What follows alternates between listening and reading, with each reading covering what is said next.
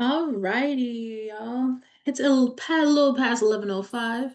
So, hello and welcome all to the State of the Movement. We are excited to have you folks here from all around the country joining us today virtually, joining us today virtually. And thank you for joining us from wherever you are. Just a friendly reminder that today's call will be recorded for folks that aren't here today and for records.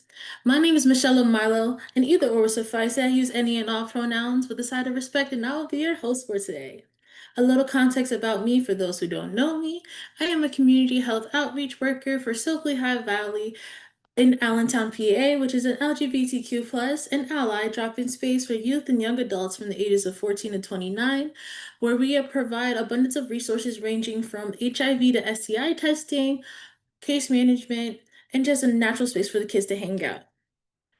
I would like to take a moment to go over a couple of the housekeeping rules for today and our agenda. So a brief overview for our agenda. Okay. First things first, we have an executive address from Marcel Middleton.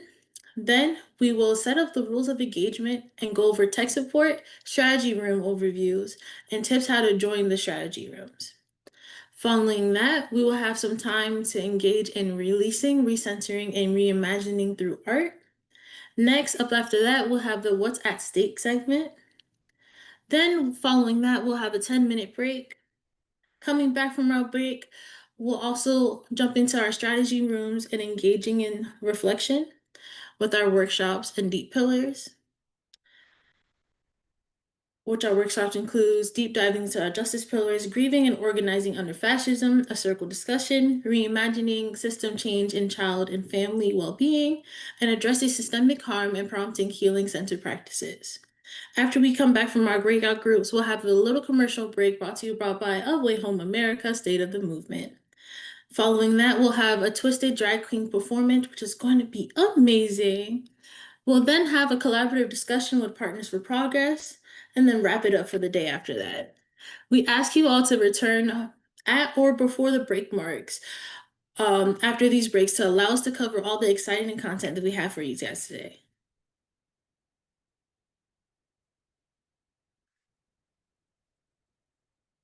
Before we dive into today's exciting agenda, let's take a moment to introduce someone who is an incredible leader and an inspiration to many, Marcella Middleton, the Executive Director of Way Home America. While there's so much to say about her remarkable leadership, we'll just keep it short and sweet to respect everyone's time. Marcella leads this movement with fearless dedication. She advocates unapologetically for freedom, equity, and protection for all people, even when those messages challenge the status quo or face resistance. Her unwavering commitment fuels the progress of this work. As the first executive director of a national nonprofit with lived in experience. I'm gonna have just to say that twice so y'all know. Marcella brings unparalleled expertise and real-world solutions to complex challenges. Away Home America is fortunate to have her guiding the way. Please join us in welcoming Marcella Middleton for the opening remarks. Hi, Michelle. Thank you so much. And thank you, everybody, for joining us today for our 2025 State of the Movement from Struggle to Strategy. I appreciate my entire team for working tirelessly to put this virtual State of the Movement together, as it really gives us an opportunity to come together and strategize for what needs to happen. I want to take a moment to just honor those who are out in the world right now and they're rioting and protesting for other people who are being oppressed. The ICE raids that are going on, very unacceptable. Shout out to Josh, he gave me the exact numbers for how much money is actually going into deploying different military folks out to stop people from doing their constitutional right, which is to protest here in America. And they're spending $134 million on doing that when we know that that money could actually go towards what we're doing here at Away Home America in terms of policy to support youth and young adults across this nation, but also homeless veterans, you name it. Young people and people across this nation could actually utilize that money to live right. And when I think about it, I look at like, the world, we're all on this planet Earth. And like, if we didn't have money and all the things that we put so much value in and things that really kept us disconnected from each other, like we wouldn't care about like money. And because I see a lot of people online say things like, well, not in my pockets. And I'm talking, what would you really be doing outside of that? Like, what would you really be doing? Like, is it so bad to like help those who have helped us? Because we're not talking about just vulnerable do nothing people. We're talking about humans who actually contribute probably a lot more than people who make money into this system that we live in. And so supporting them, I think, is important. So I just wanted to take a moment to honor the protesters, the rioters, the people that are out there fighting against these injustices. But not only those folks, you folks, because you came here today to engage in strategy. And while that's not protesting, it doesn't have to be. It's a different way to attack this fight. And so I just want to honor you all for that as well, and everybody across this nation that really cares about what we're doing and about what other people in the world are doing. Um, the other thing that I wanted to say is that I'm not going to come here and pretend that I have the answer to what's going on right now. There's so many cuts in this big, beautiful bill in, Medicaid, so many things that are being cut that impact our young people. We know what's going on with Job Corps, just so many things that are happening, right, that impact the population of young people that we serve and that we're here fighting for.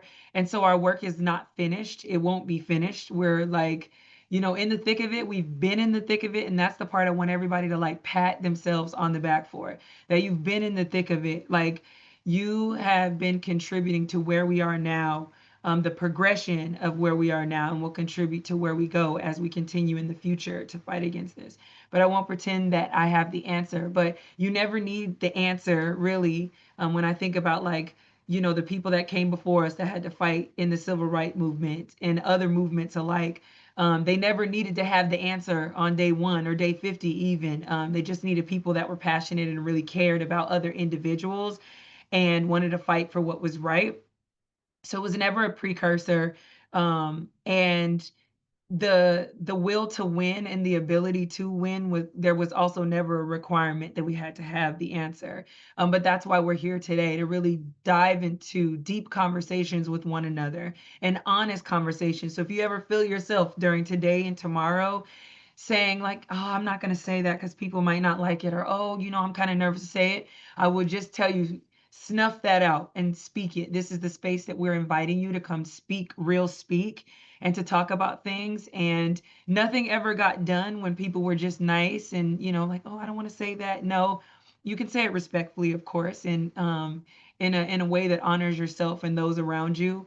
But we really want to invite you all to come here and to talk about what needs to be talked about. We ask that at every, Way Home America event. Come here and be honest, and engage in conversations. And if you do have an idea, it may not even work. I come up with ideas all the time. It's like, trash that one. It wasn't the right one. But nonetheless, I was not afraid to say, hey, this is an idea that I have. And then if people were like, no, I don't think that works, I was okay to say, all right, yeah, okay, I can see that. We dialogued and I could see how my idea may have not worked. And I'm okay with that. And then we can move on.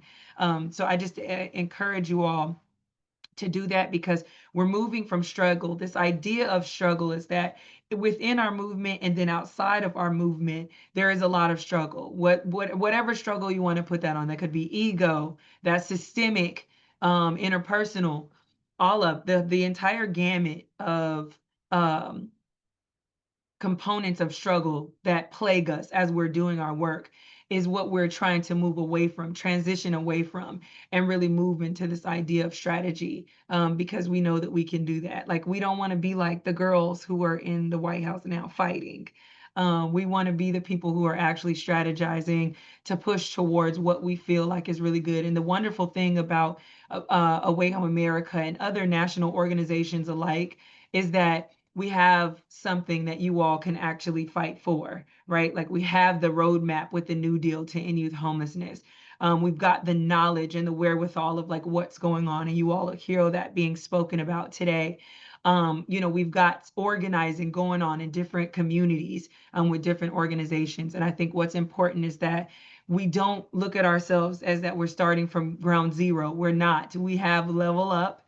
We've got power. We've got reach, we've got pull. We just need to come together and to continue to use those things and strategize how we move, given where we are now. I want to also encourage you all to not let what is being shared with us in the news, what's happening on Capitol Hill, what's happening in different cities and states around around America, hinder you from or really bog you down, because that's the goal. The goal is to get you tired by throwing this and throwing that and throwing this and throwing that. And you say, well, there's nothing I can do. And I would be lying to you if I didn't tell you I felt like that. At the beginning of this year, I was like, oh my God, what are we gonna do?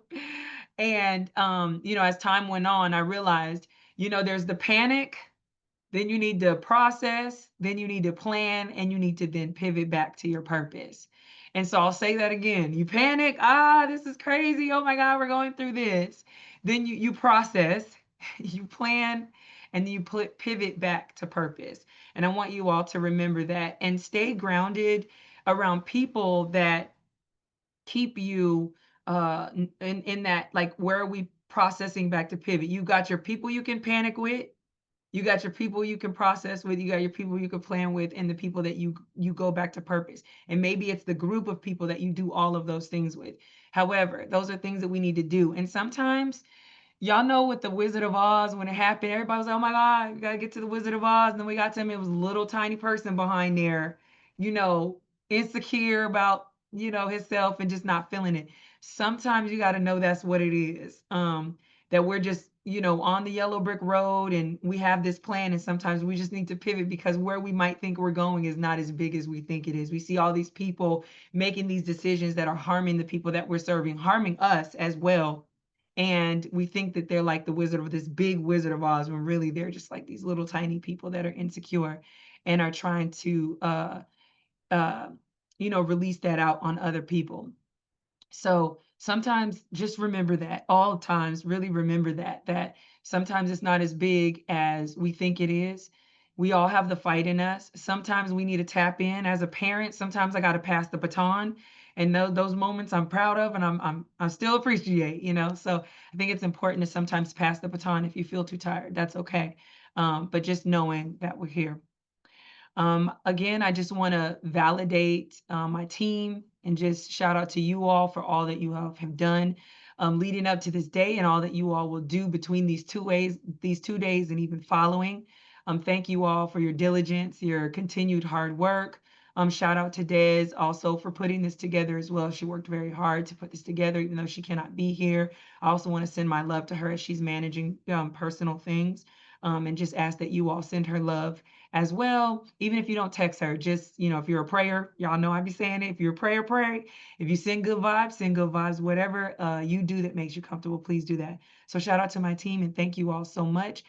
Thank you all again for coming. I don't think we've closed registration. So if you're like, ooh, this is the Shimdiggly, do I like this? And you want to call a friend and tell a friend to come, please do that. We're open. We would love to have more people come to our event, because the more people that know what's going on, the more people we have that can actually champion against what we've got going on. So the more the merrier. So let people know they can come and join us. But that is all from me. Thank you all so much. And I will see you all throughout the rest of these 2 days. Thank you so much, Marcella. Thank you for also like being an advocate for our young people and being a voice for those who cannot speak up for themselves. And reminding us that we don't have the answers for anything. Well, and that's another reason why we're here. I also liked when you said process, plan, and pivot. And that's going to be a quote that I'm going to be using from now on. So thank you again for being an inspiration to all of us and showing us that someone with lived in experience can hold power and be a light to other people. So before we head into our next section, I would like to go over our rules of engagement for our event for today. They are created so that we can show up and show out and participate to the best of our abilities. First things first, be present. When we say be present, we're encouraging active participation to maximize our time together. We would also like you to be mindful of your presence as well as others. For example, Elmo, give space, take space, and so much more. Also, don't be driving. If you're driving, take a break and come back to us. We will be here. Okay? Be open, safely and respectfully, and it's not always going to be up for comfort. When the speaker errs, the listener should correct respectfully and gracefully. And when the correction comes, the reply should be thoughtful. Sometimes people slip up. I sometimes get tongue tied, and it's okay to correct me if I'm wrong.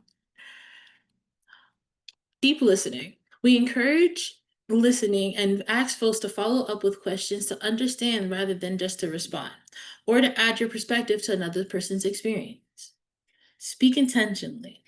Please use I statements to avoid harmful generalization or reductive or oversimplified statements. When sharing personal experience, consider the purpose of sharing and be mindful of the time and embark in conversation that speaks to you when and if possible.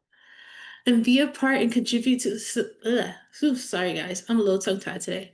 Be a part of and contribute to solutions. Don't assume that we, as participants, and even the people that are going to be talking today, have it all figured out because we're here to figure it out collectively by learning and in collaboration.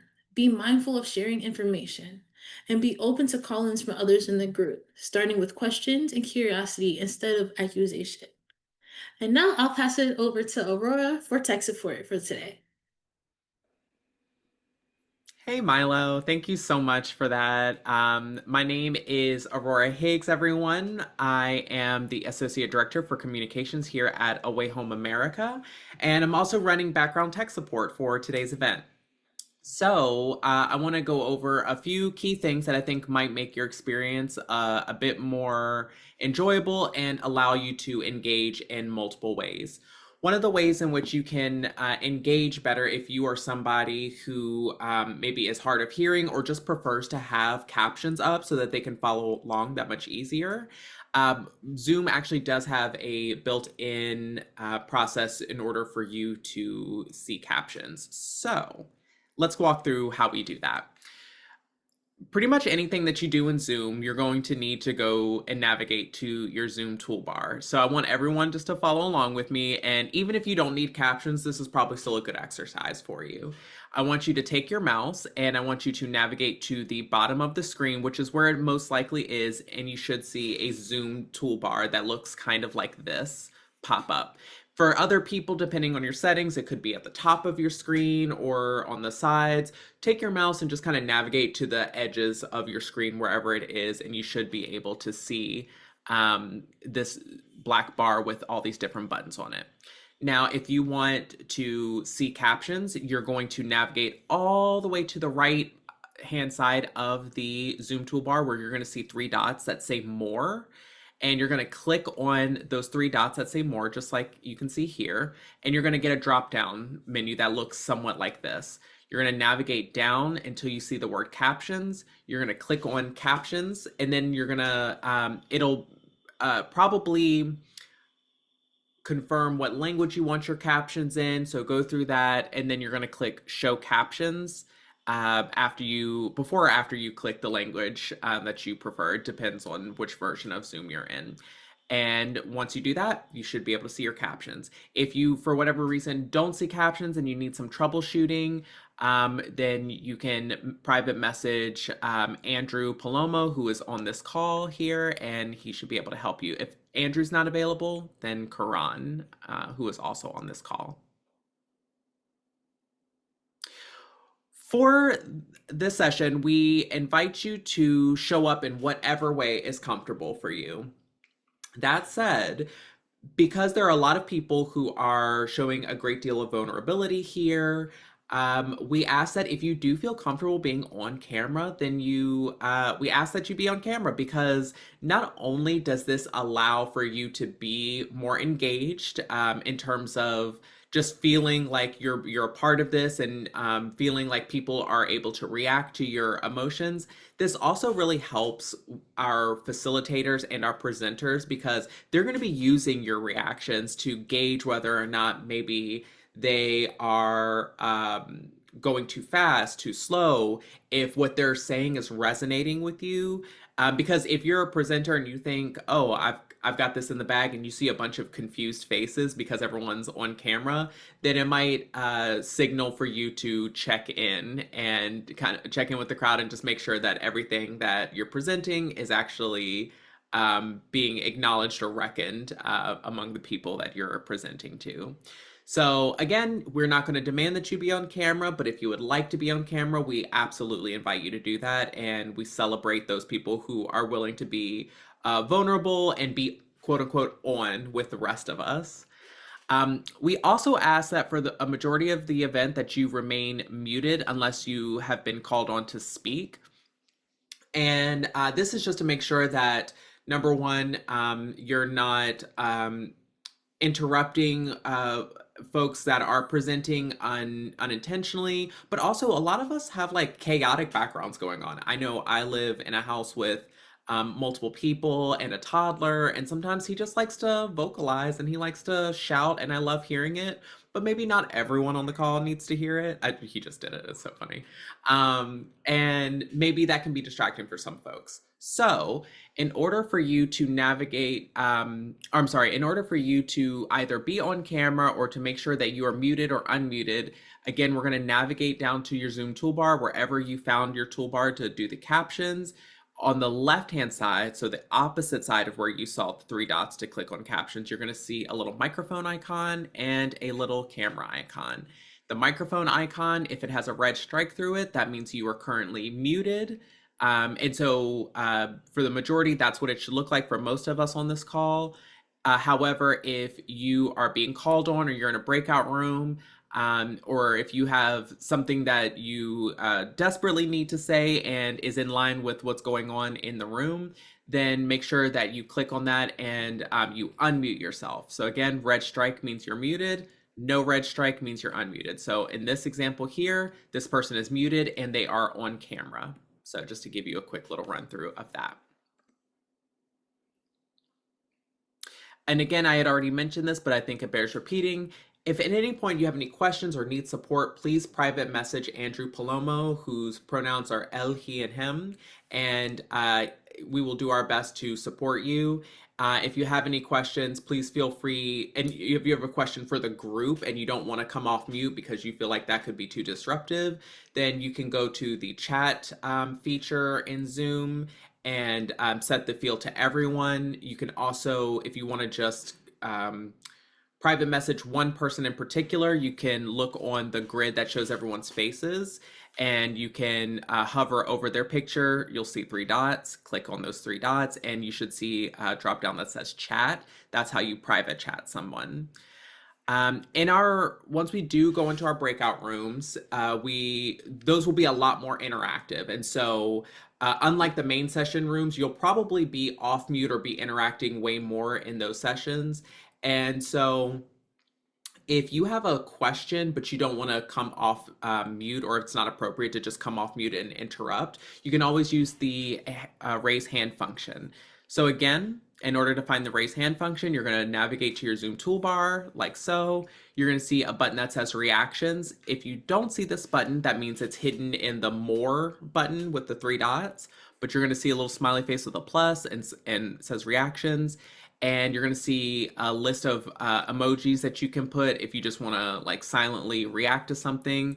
But if you want to raise your hand underneath those emojis, you're going to see a button that says raise hand. Click that.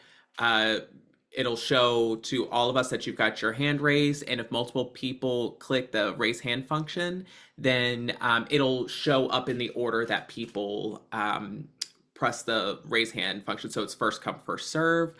You ask your question, get done what you need done, and then oftentimes it will go away on its own. But you can also, if your hand is still raised and you don't want it to be raised anymore, go back to that reactions button and you'll see a button that says lower hand. So once you're done asking your question, go ahead and lower your hand. That way, the next person in line can be in queue to have their questions or comments addressed.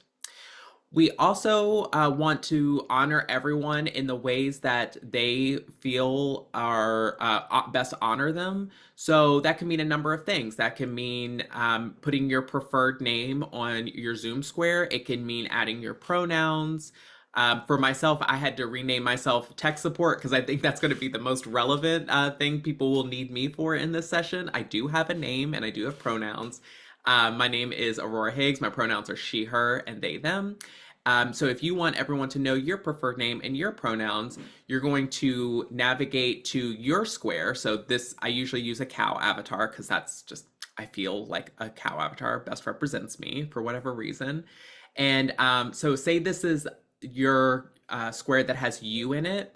You're going to navigate to that, click the three buttons, and you're going to see on the drop down an option that says rename. Click rename, and it'll give you the option to fill in whatever you want us to refer to you as. So, and you can also put your pronouns in parentheses right next to it. Sometimes for some people, Zoom has a built-in function where it shows your pronouns, but hey, for good measure, go ahead and put your pronouns in there as well. All right, before we jump back in with Milo, I just want to check in. Any questions about anything I've just presented? And if you do have any questions and we've already moved on, again, Andrew is going to be your person there. If Andrew is not available for whatever reason, you can also message Karan, who's on here. So just as a reminder. So without further ado, I am going, and Karan just said hi in the chat so that you can find him easier. Without further ado, I'm going to go ahead and hand it back on over to Milo. And thank you all so much. And I hope you have a great session today. I know I will. Thank you so much, Aurora. Like, not gonna lie, I was thinking about putting on a little different backgrounds, thinking about being in the night sky. Tempting, very tempting. I would like to go into a little bit about our strategy rooms that we're having later today. So we have a strategy rooms. We have three breakout rooms happening today around the same time. We have housing justice track, which is grieving and organizing under fascism, a circle discussion. This one is a special 20% Zoom circle happening today at 1:35 p.m. Eastern Standard Time or 12:35 CT time. This is a space to reflect, feel, and strategize together as we navigate grief and resistance in this political movement. We have 9 spots left. So if you're interested, please privately DM Aurora or Andrew Palomo in the chat. The next one we have is Child and Family Wellbeing Justice Track, reimagining systems and change in child and family well-being, and the Transformative Justice Track, addressing systemic harm and prompting healing-centered practices.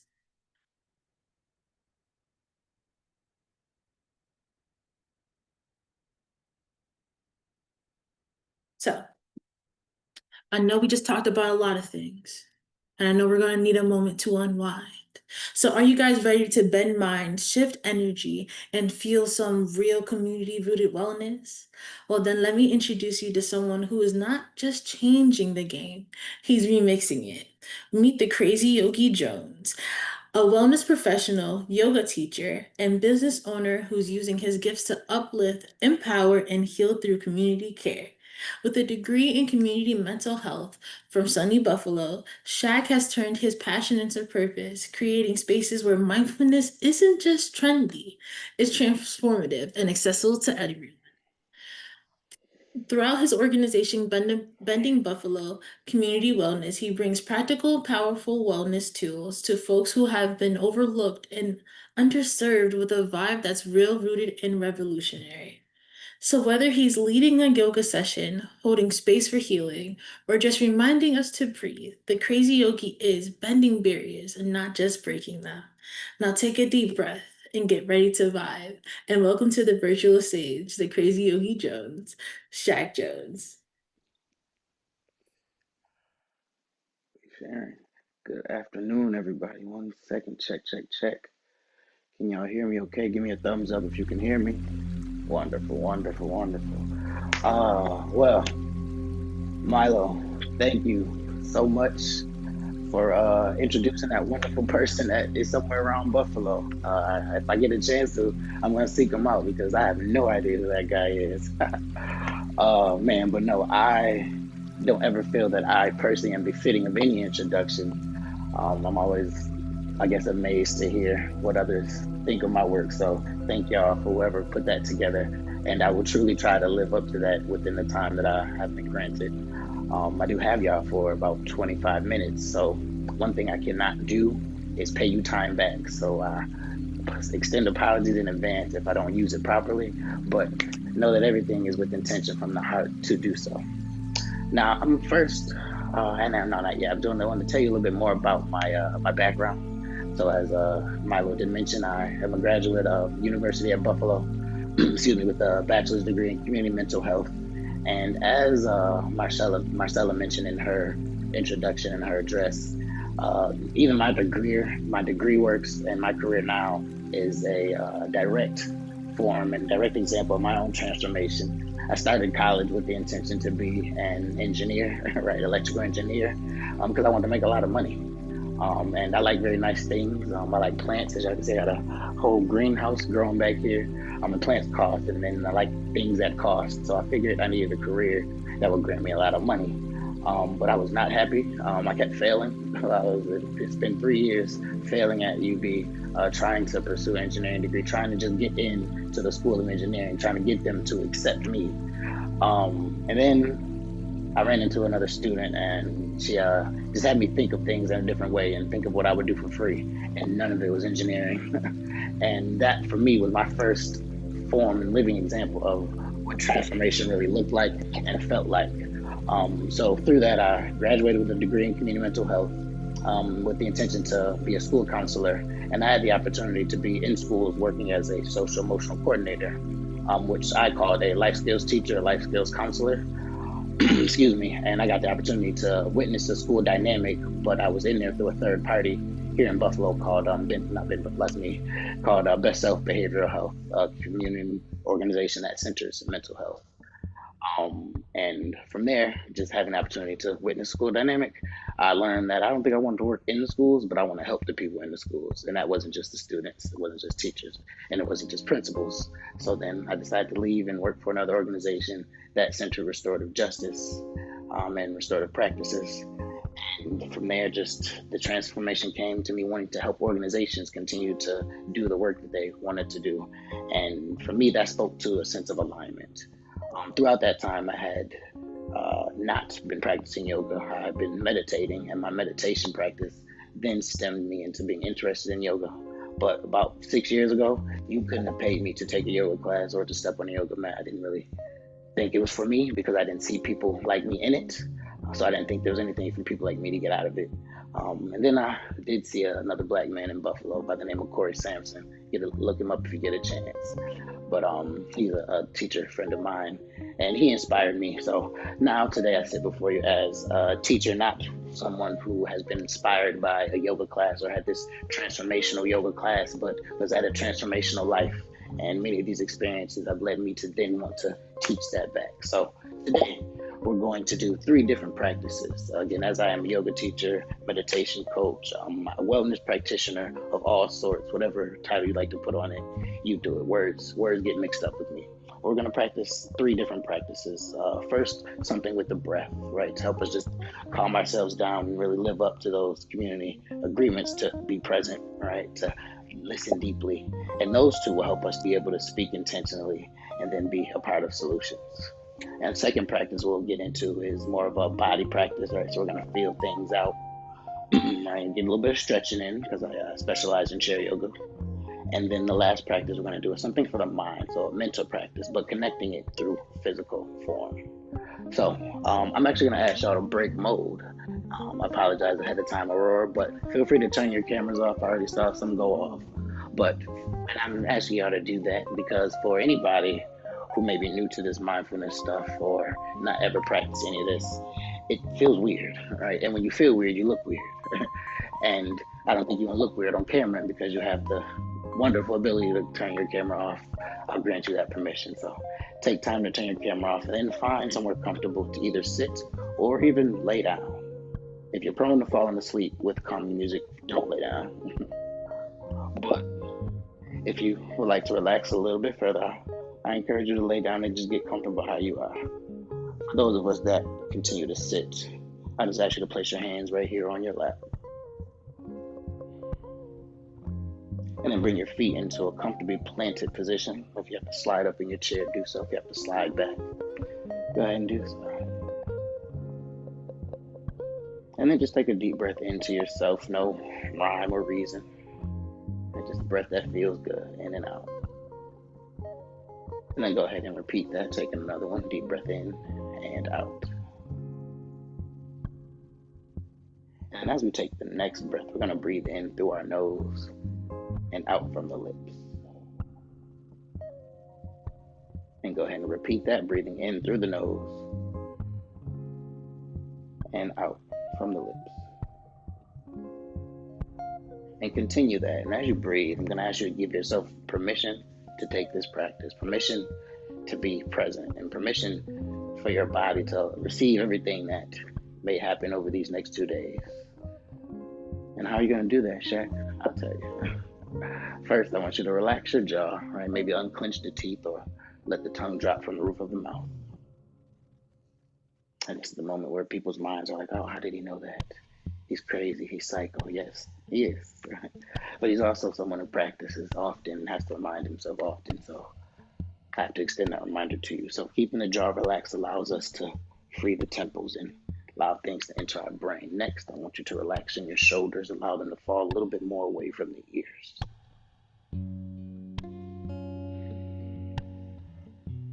And then just staying with the breath here. As you breathe in, taking another inhale, I want you to lift your fingertips slightly. And with the exhale, you'll lower them back down. And again, breathing in, we lift the fingertips.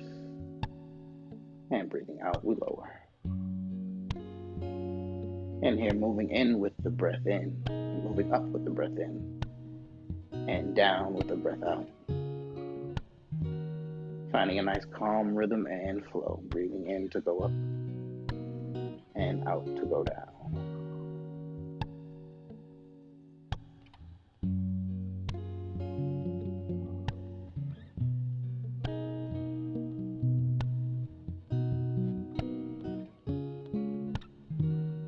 And now you can stay here moving the fingertips, but if you'd like to take a larger motion and get a little bit more active, on your next in breath, you'll lift the forearms, hands, wrists, and forearms from the elbows and back down as you breathe out. Breathing in and up and down and up.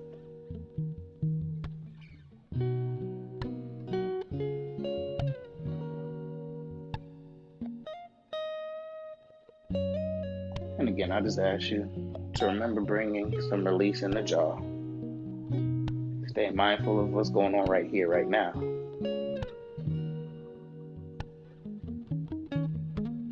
If you'd like to stay here or go back down to lifting your fingertips, you can. Or maybe you take an even larger movement, lifting the entire arm as you breathe in and lowering as you breathe out. Inhale, bring something up. And exhale, rest something down.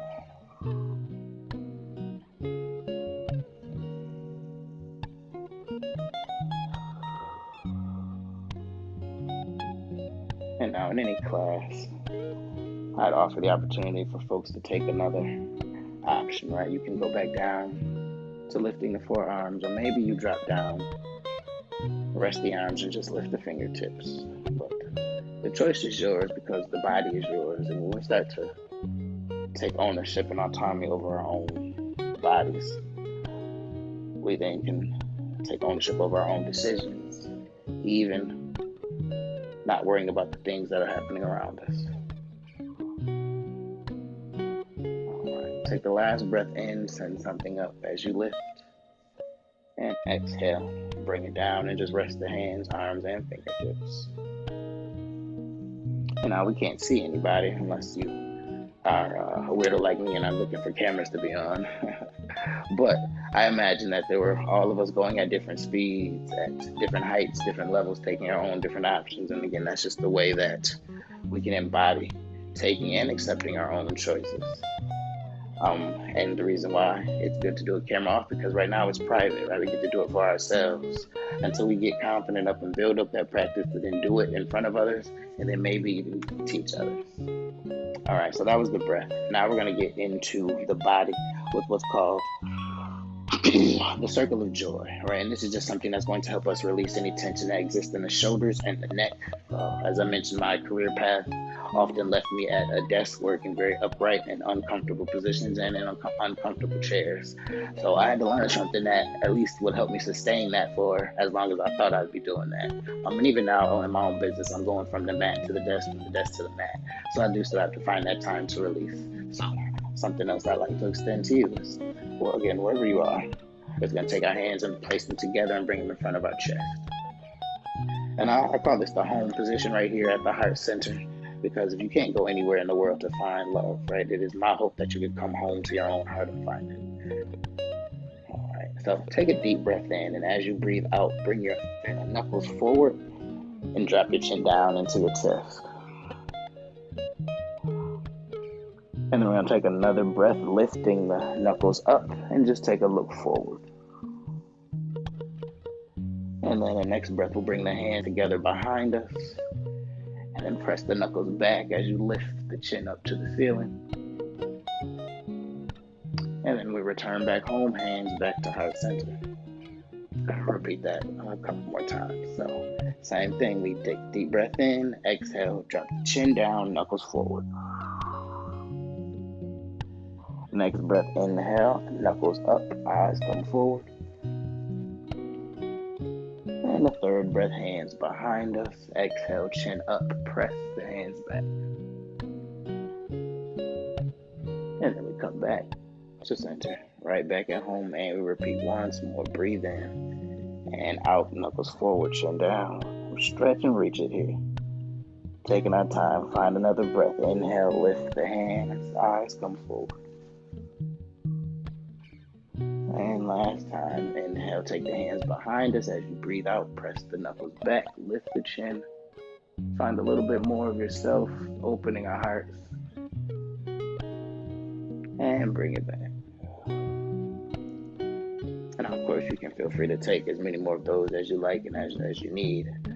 But on that practice itself, one allows us to release the tension that may exist in the shoulders and in the neck. And it activates what's called a parasympathetic nervous system, which is responsible for helping us calm the hell down in any situation. And I like to, I like to say that I am a homeostasis restoration coach, which means I specialize in teaching people how to calm the hell down, because it's something that I need to do very, very often, more often than not. I'm ashamed to admit, but that's life, right? So this last thing that we're going to embark on is called a somatic body scan. So if you are familiar with body scans, right, we would just sit or lay down and just envision the different parts of our body, where they exist and how they feel. All right, so we're going to do that, but we're going to make it a very physical nature so that we can really connect with our body. All right, so again, if you're sitting or laying down now, I was going to ask you to extend your legs a little bit and allow yourself to rest just for a moment. Because we're going to start and take this from the toes all the way up the body, and then just take a minute to let it rest. All right, so after getting comfortable, I want you to just take your toes and we're going to flip them up into the air. All right, so a nice little flex of the toes and let it rest. And then we'll repeat that, so flex it up and let them rest. And now, matching that with the breath, as you breathe in, we're going to lift the toes, and breathe out, just let them go. And last time here, breathing in, we lift our toes. Exhale, let them go. And then I want you to just notice how your ankles and your feet feel. Notice any sensations that may be present, whether cooling or warming.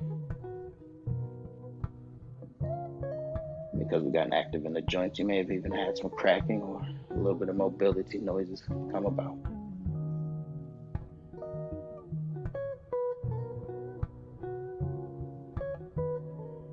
All right, next, moving our energy into the toes. I want you to just curl your toes, so give them a nice squeeze and release. And again, curling the toes, we squeeze. And whether you have shoes on or off, you can do it. And release. And then with these last two, fitting them with the breath, we breathe in to squeeze. And we breathe out to release. And repeat, breathing in. And out. And as you let go this last time, just notice how that space between the toes feel. Maybe the knuckles of the toes.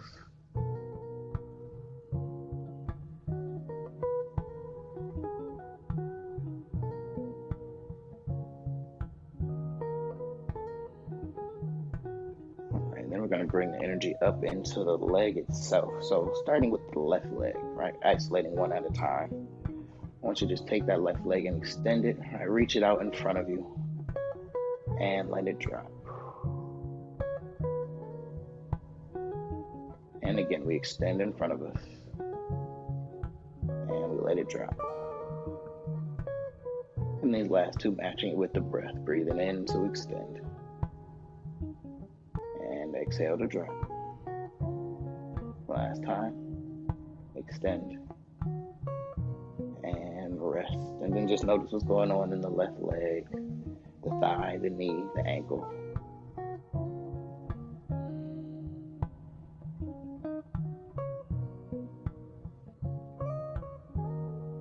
And then moving over into our right leg, we'll repeat the same thing 4 times, extending and letting it go. And then lift and release. And as you let it go, really find the release. You can let that leg be heavy. And then we repeat.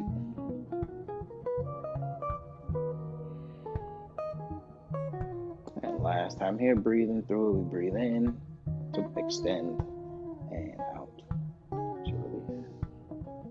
And now bringing attention only into this right leg, again, noticing how it feels, all the way up and all the way down. Because we are very much humans, right? Our minds are going to do one of two things. One is going to compare the left and the right knee, and that is natural. But also is going to notice that they don't feel the same. And I just want to remind you that the left and the right side of our bodies are siblings, and they grew up in the same house. They may have been raised by the same parent as us, but they are not the same person, and they are not twins, right? So they're going to exhibit different behaviors. And we can use that as knowledge on what to do next, right? How to move or how not to move. And in doing that, practice helps us learn more how to pivot. All right, go ahead and plant the feet. If you're sitting, if you're laying down, stay there. Stay right where you are. We just want to have a solid connection with our feet, because what we're going to do next is press our heels down into the ground. So take a breath in, press the heels down, and exhale, let it go. And then we'll repeat, breathing in, pressing the heels down, and exhale to release. All right, 2 more times. With the breath, breathe in, press, and exhale, release. And again, pressing down. And we release. And as we release, I want you to notice again how the feet feel, but also the hips and even the rest of the body as we move, press down the heels. It moved a lot more than we may have anticipated.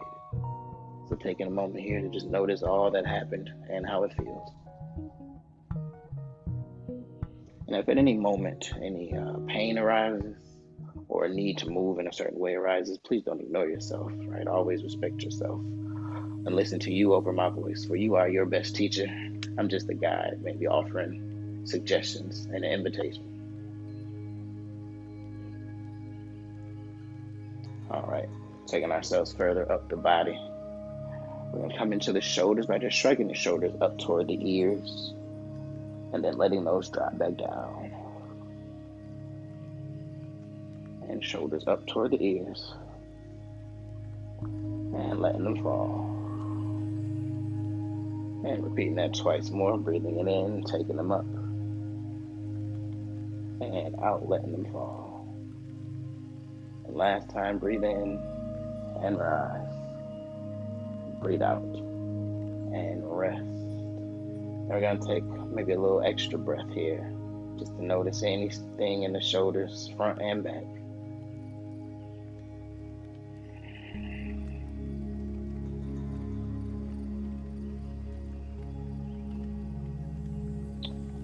And then taking the shoulders in a different direction, we're going to bring our hands down to our side, however that looks for us.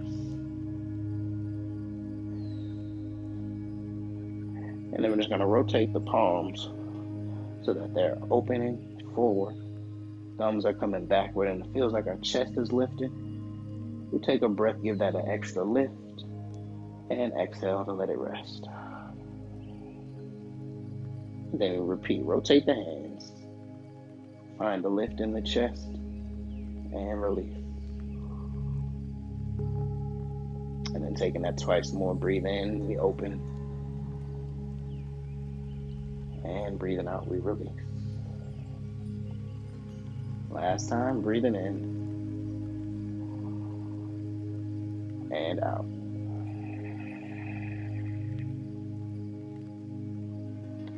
And as we just take time to bring attention and awareness into our shoulders, noticing how they feel, again, any additional movements that you may need, take them now. And then allowing the arms and hands to stay wherever is most comfortable, whether that means back on our lap or keeping them rested down to the side. We're moving up into our face. And this is the one that really looks weird. So, again, have fun with it. If you laugh at yourself, that means you are enjoying being present. So what we're going to do is just scrunch our entire face, squeeze the forehead, the lips, and the nose, and then let it go. And repeat that 3 more times. Squeeze the entire face. And let it go.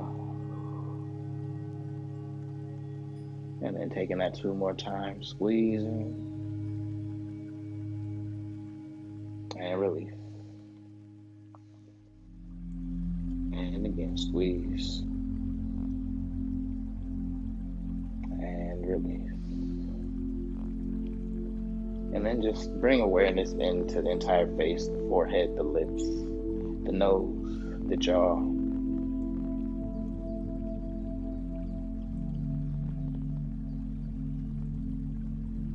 And then before we bring ourselves back, take one last scan over your entire body, going down from head to toe, the face, the shoulders, the hands, the hips, the legs, the knees, feet, and everything else in between. And then I'll invite you into a conversation with yourself, asking yourself, how do I feel? If there was any area that called for your attention, right? Maybe ask yourself, what does it mean? What does it mean?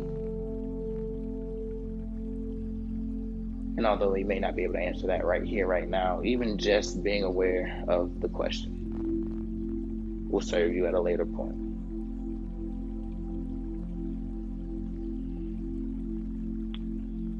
So I'll slowly invite you back into the room and take some time, maybe slowly open the eyes, move the fingertips and the toes, and even an invitation to turn your camera back on.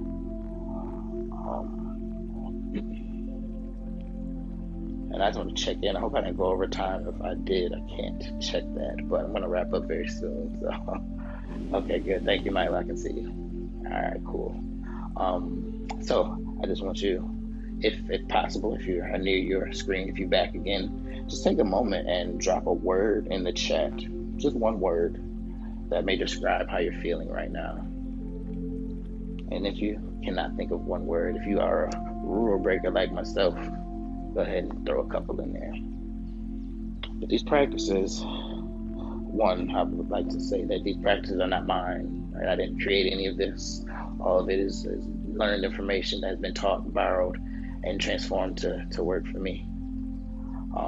And I hope that you, in your time, do the same as I would like to leave y'all with, right? When our practice ends together, that's when your practice begins. That's where you start to take this and put it into your own life and see when you need it, how you need it, what you need, and even develop on more things. Excuse me. So I appreciate everybody for participating, giving me this space. As I said in the beginning, I definitely hope that I did use this time to the best of both of our abilities. And if I didn't, please accept my honest apologies. It's been an honor and pleasure to be back here again with Way Home America.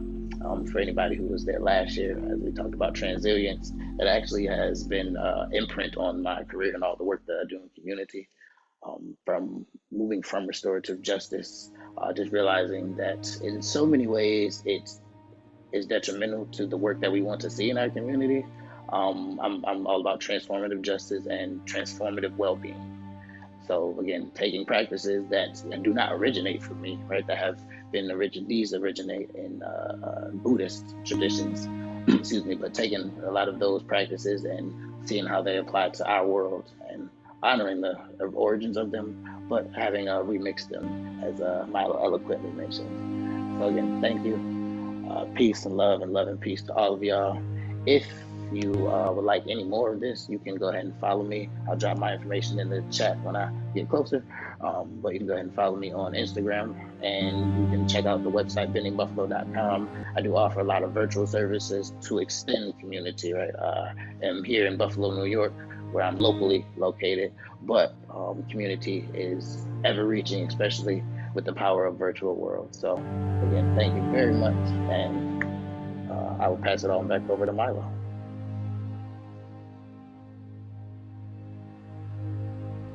Thank you so much, Shag. I feel so calm. I feel grounded. I feel like my head got clear and my body's more like less tense than what it was earlier. So thank you so much. If you guys want to feel this energy for yourself, then head to bendingbuffalo.com. We'll also put the link for bendingbuffalo.com into the chat.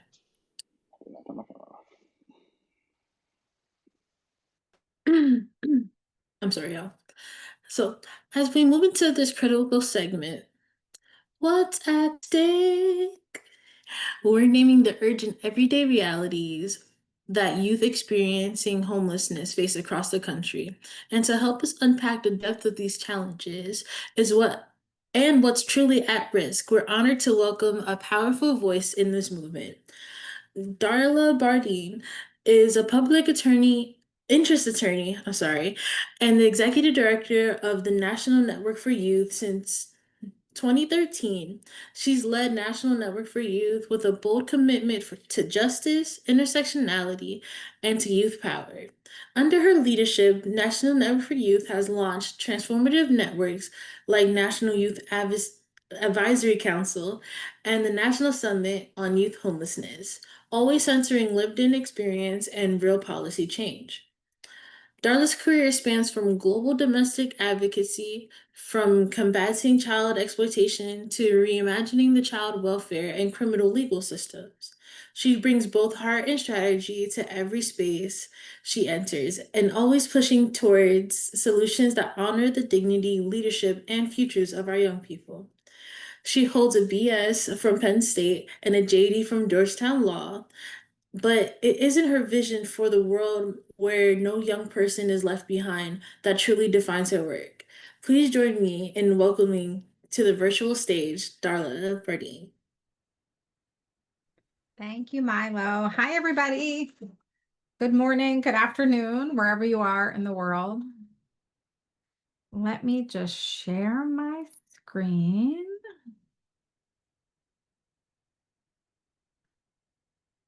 And make sure.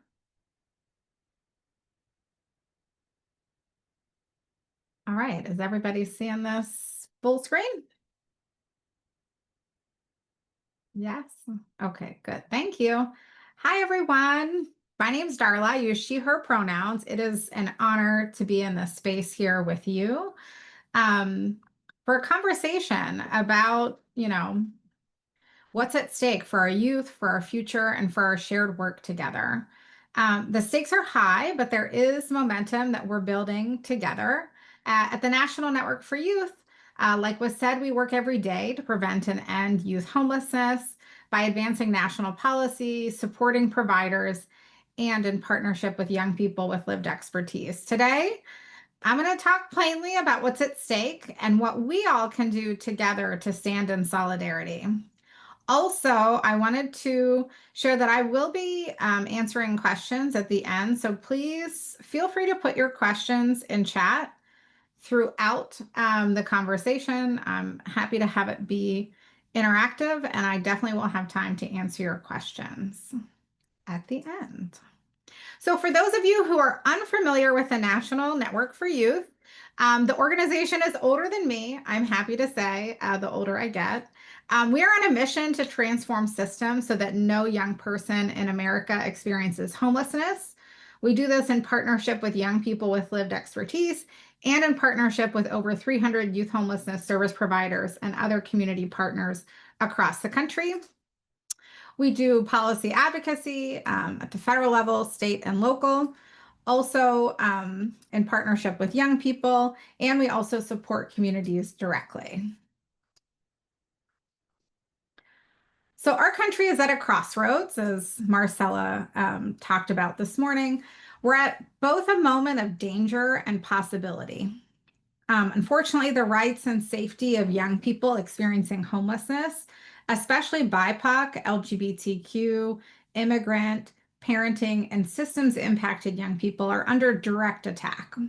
With a disturbing rise in anti-LGBTQ plus laws, anti-immigrant policies, and shrinking safety nets. This is not a neutral moment. Yet, amid these threats, young people are organizing, innovating, and leading solutions in every corner of the country, winning policy fights and driving change. Here at the National Network for Youth, we're proud to amplify youth power and ensure that community-driven solutions inform national policy, and we are working to safeguard the progress that we've made. And I'll talk more about that later. So what's at stake right now? We're facing a deeply troubling reality. LGBTQ plus youth are being targeted by harmful legislation and rhetoric, both in federal policy and state. For example, HUD is no longer enforcing the Equal Access Rule, which is a federal rule that allows individuals to access shelter and other housing programs based on their self-identified gender rather than their sex assigned at birth. This means that trans people can no longer file a complaint if they're not able to access housing based on their gender identity, even though HUD's equal access rule is still the law of the land.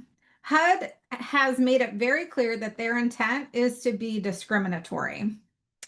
We are partnering with Lambda Legal to make it clear to providers across the country that this does not mean they're prohibited from placing young people into housing based on their gender identity. And we're in fact encouraging providers from continuing to provide welcoming, safe, and affirming services and to continue to place young people in housing based on their gender identity.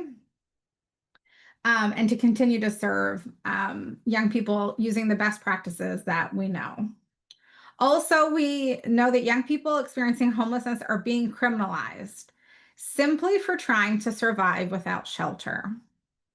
I think most folks are familiar with the Grants Pass Supreme Court case and the anniversary of that, and how that has led to an increase in the number of state laws and local ordinances that are moving through different legislatures to criminalize the experience of homelessness. Later on this year, we're going to be partnering with the National Homelessness Law Center. Shout out to Katie, who I saw on here, to do a webinar where we're going to share some strategies that youth homelessness providers and young people have been implementing to combat these harmful policy proposals. At the same time, federal and state funding that supports young people is being slashed.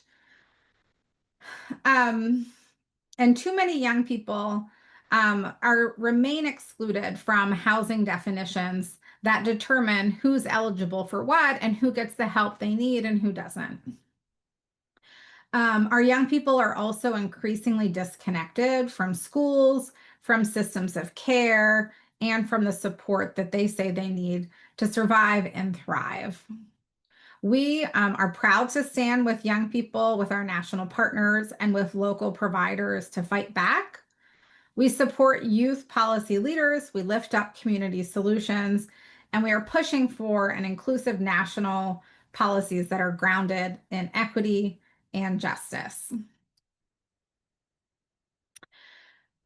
Too many young people experiencing homelessness are invisible in our public systems. They're couch surfing or doubled up, and because HUD's definition of homelessness excludes these realities, they're also often shut out of critical housing programs. Additionally, our nation's primary housing data system fails to reflect how young people actually experience homelessness, and that invisibility leads to them being invisible in both data and then ultimately in the policies and programs that are built based on the data that's available. And then for WISE, youth leaders and national partners, including Away Home America, are fighting to change this through the Homeless Children and Youth Act, which is bipartisan legislation that would align the different federal definitions of homelessness to ensure that no young person is left out because of where they sleep at night and because data justice is housing justice. This bill, I have good news, which we need some. This bill was reintroduced in the Senate last month. We have new champions, Senator Britt and Senator Brooks. They actually are both members of the Senate Banking Committee, and they're both members of the Housing Committee, subcommittee within banking. And we are hoping to have a House bipartisan bill introduced later on this summer. In these challenging times, I think it's important for us to celebrate the wins. Another important thing to share is that we've had a lot of success and wins, and we haven't obviously made all the progress that we've wanted to make as a coalition, as a group of advocates and young people and providers over the past several years. But there was progress that we've made, and with the different proposals and the current leadership within the administration and Congress, it definitely feels as if some of those hard-won gains are being attacked or slipping away. So during the pandemic, there was hard-won progress. There was flexible funding, expanded benefits, new housing and voucher models, and greater attention to the issue of youth homelessness. But as we know, progress isn't permanent. And today, that momentum and that progress is slipping and in some cases under direct attack. Pandemic era funding is drying up.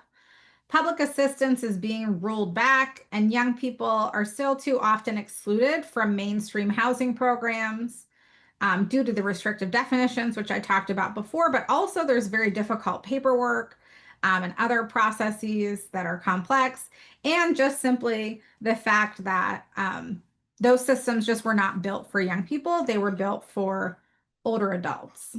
Meanwhile, anti-trans and anti-immigrant policy changes and state legislation is creating dangerous new barriers to safety and services, and fewer investments are being made in prevention.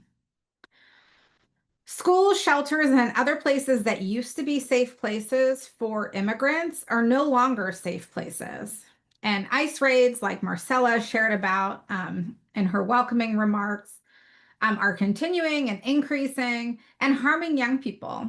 And fear of ICE and deportation, we continue to hear, are keeping young people, families, all people across all ages from seeking the services, the housing, the assistance that they need. We're proud to continue to fight alongside young people, providers, allies, national partners, and communities to try to reverse these attacks, these trends. And we're fighting to preserve the funding, preserve the progress, and to scale youth-led solutions and advance positive, proactive federal and state policy changes and protections that secure and expand the gains that we have made over the past several years. I know I've talked about this a little bit, but I wanted to kind of put it front and center. Too often, policy is defined, policy is designed around a narrow, adult-focused lens. But we really believe in centering young people who are pushed furthest to the margins, a value that I know we share with Away Home America. We support local partners. We work in communities across the United States to tailor solutions to their communities. And we support them in centering young people with lived expertise and tailoring those solutions, identifying the challenges, and really working to ensure that young people have the power and the resources to drive that local or statewide systemic change. I think many of you here know which young people are pushed furthest to the margins, but I wanted to just state it clearly. You know, over 70% of youth experiencing homelessness identify as youth of color. LGBTQ, especially trans youth, are 120% more likely to face homelessness. Youth aging out of foster care or re-entering from incarceration often experience homelessness and fall through the cracks of different systems during their key transitions. Immigrant and undocumented youth face legal barriers that intensify their housing instability. And like I said before, we've heard that all the anti-immigrant policies and raids are really keeping young people from reaching out to access the help that they need.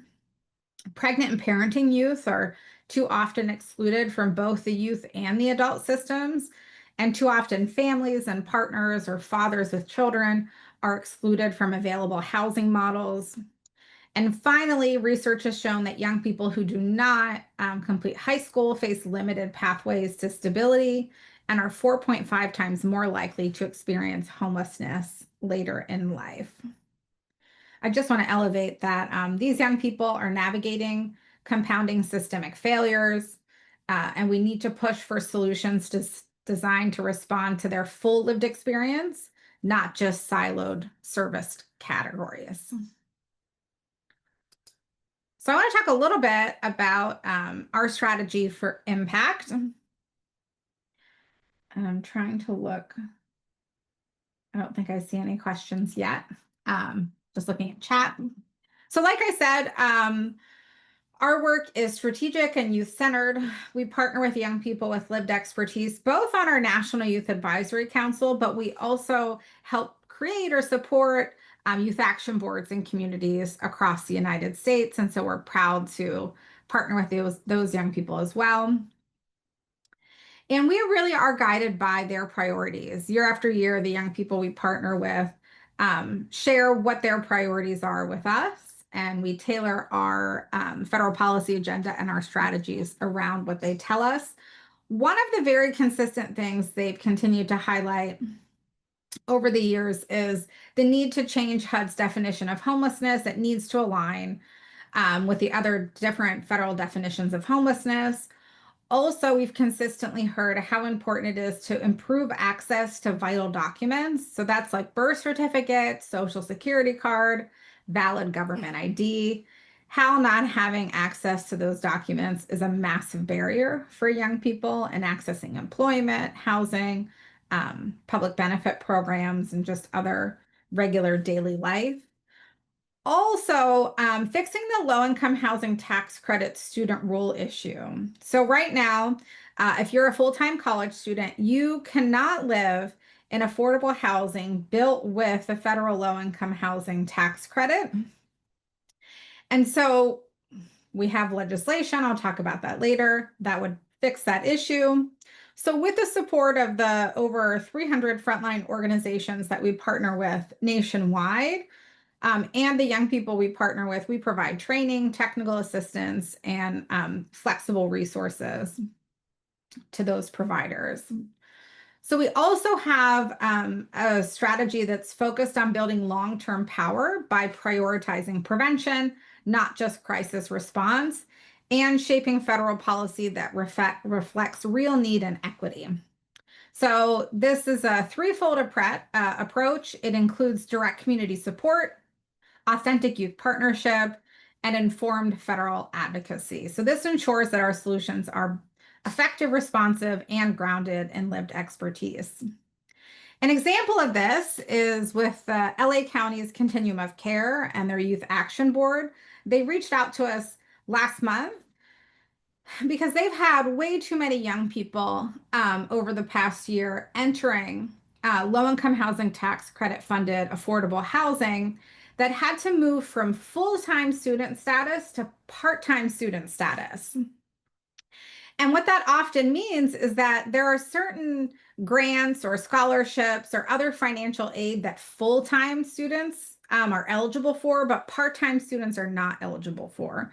In addition to the fact that then it takes you twice as long to complete your higher education if you have to go to a part-time status. So they reached out to us. They saw, hey, we see that you're a leader on the Housing for Homeless Students Act. How can we support your federal policy efforts to get this bill across the finish line and into law, because it is negatively impacting the young people in LA that they are working to get access to housing. So we are going to be partnering with them, providing trainings and working together on federal advocacy. So that's just, one example of how we partner with different systems, young people, and service providers. So our big picture policy goals, developed with young people and our members, it's really designed to help young people access what they need to thrive, not just survive. So we're working to create a future where all young people and all young families are able to access what they need as soon as they need it. So that means housing and basic needs. They should be youth targeted, flexible, and low barrier. Increase access to health and well-being, trauma-informed services, access to mental health, healthcare, and reproductive care. Economic mobility, education access, workforce development, and financial empowerment, such as direct cash programs. Legal rights and documentation, so identity documents, legal services, civic inclusion. So that's the ability to vote, for example, and equity and belonging, anti-racist, anti-transphobic, anti-criminalization policies. So what are our current federal policy priorities? Under the big bucket, our big goal and our North Star is always to advance policies to ensure that all young people, all young families are able to access what they need to survive and thrive. So I think like many organizations, we had to really reevaluate our federal policy priorities after the November election results, after we saw Trump was going to be president and we were going to have a Republican-controlled House and Senate. I think everybody had to really kind of reevaluate, okay, how do we keep pushing forward to achieve our big picture goals in a way that's strategic for the time and space that we are in? So one of our new goals we call Protect the Progress. So I don't know if that's the most eloquent way to say it, but there have been good policy wins like the Youth Homeless Demonstration Program, YHDP at HUD, Youth Homeless System Improvement Grants, or YESI. There's been other prevention demonstration program grants. And then there's just kind of long-standing, where are the targeted funding streams that are going to young people, like the McKinney-Vento Education Program, the Runaway and Homeless Youth Act Program, the different vouchers like FYI vouchers for foster youth. What are those specific carved out targeted federal funding, federal programs, and how can we make sure they are preserved and protected amidst the chaos of, funding freezes, terminations, reductions in force, ending TA and federal contracts, the congressional process, reconciliation, appropriations. And so we really, we know that this work isn't contained within one agency, one sector, or one piece of legislation. So for us, We really believe that to truly ensure that all young people and young families can access what they need, we need to protect all the progress that has been made and push our progress further if we can. We're not going to just sit back and be like, oh, we're not going to be able to accomplish anything over the next few years. Yes, it's going to be tough. Yes, we have added work in protecting the progress, but we are still going to do our best to try to push forward our legislative priorities, talking from a federal perspective. So that has meant defending and in some sense, expanding our federal appropriations advocacy. We've spent more time on that. We did a site visit for bipartisan, bicameral appropriators to a youth homelessness program on Capitol Hill. They didn't have to go far, like 10 blocks, and they could visit a program. So we've really had to up our game, our advocacy activities to more site visits to try to make more personal connections. And working to influence agency actions. We've historically had great relationships and done a lot of work directly with federal agencies administering the different funding streams.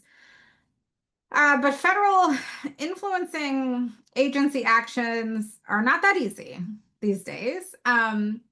Most recently, we've been working with our partners on Capitol Hill, not us directly, to push the administration on children and families at the U.S. Department of Health and Human Services to release the funding applications for the street outreach program specifically, but all the different grant applications for the Runaway and Homeless Youth Act program. The street outreach program specifically funds local communities to create drop-in centers and provide outreach services to connect young people to the housing and services that they need. And we had heard that NOFO, or the grant funding application, may not be released at all. And so then we took action. Most recently, we heard through a Senate outreach that all the NOFOs will be released at the same time, including the street outreach. So I think that our behind the scenes advocacy with our partners was a success, but I'm not going to believe anything these days until I see the NOFO published, and then I'll celebrate that advocacy win.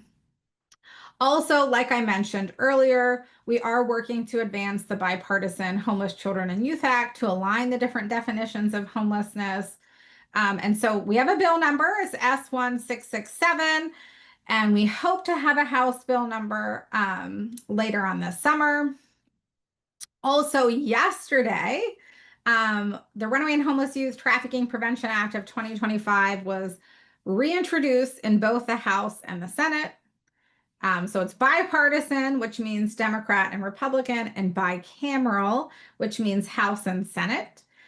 And we have bill numbers as of this morning. So this is the first place we get to share our bill numbers, S2102 and HR 3856. And we have information. We have a Take Action Center on our website, and you can link to all of our bills and send messages to your members of Congress. And then the other bill, which I mentioned before, is the Housing for Homeless Students Act. That would fix the low-income housing tax credit student rule issue.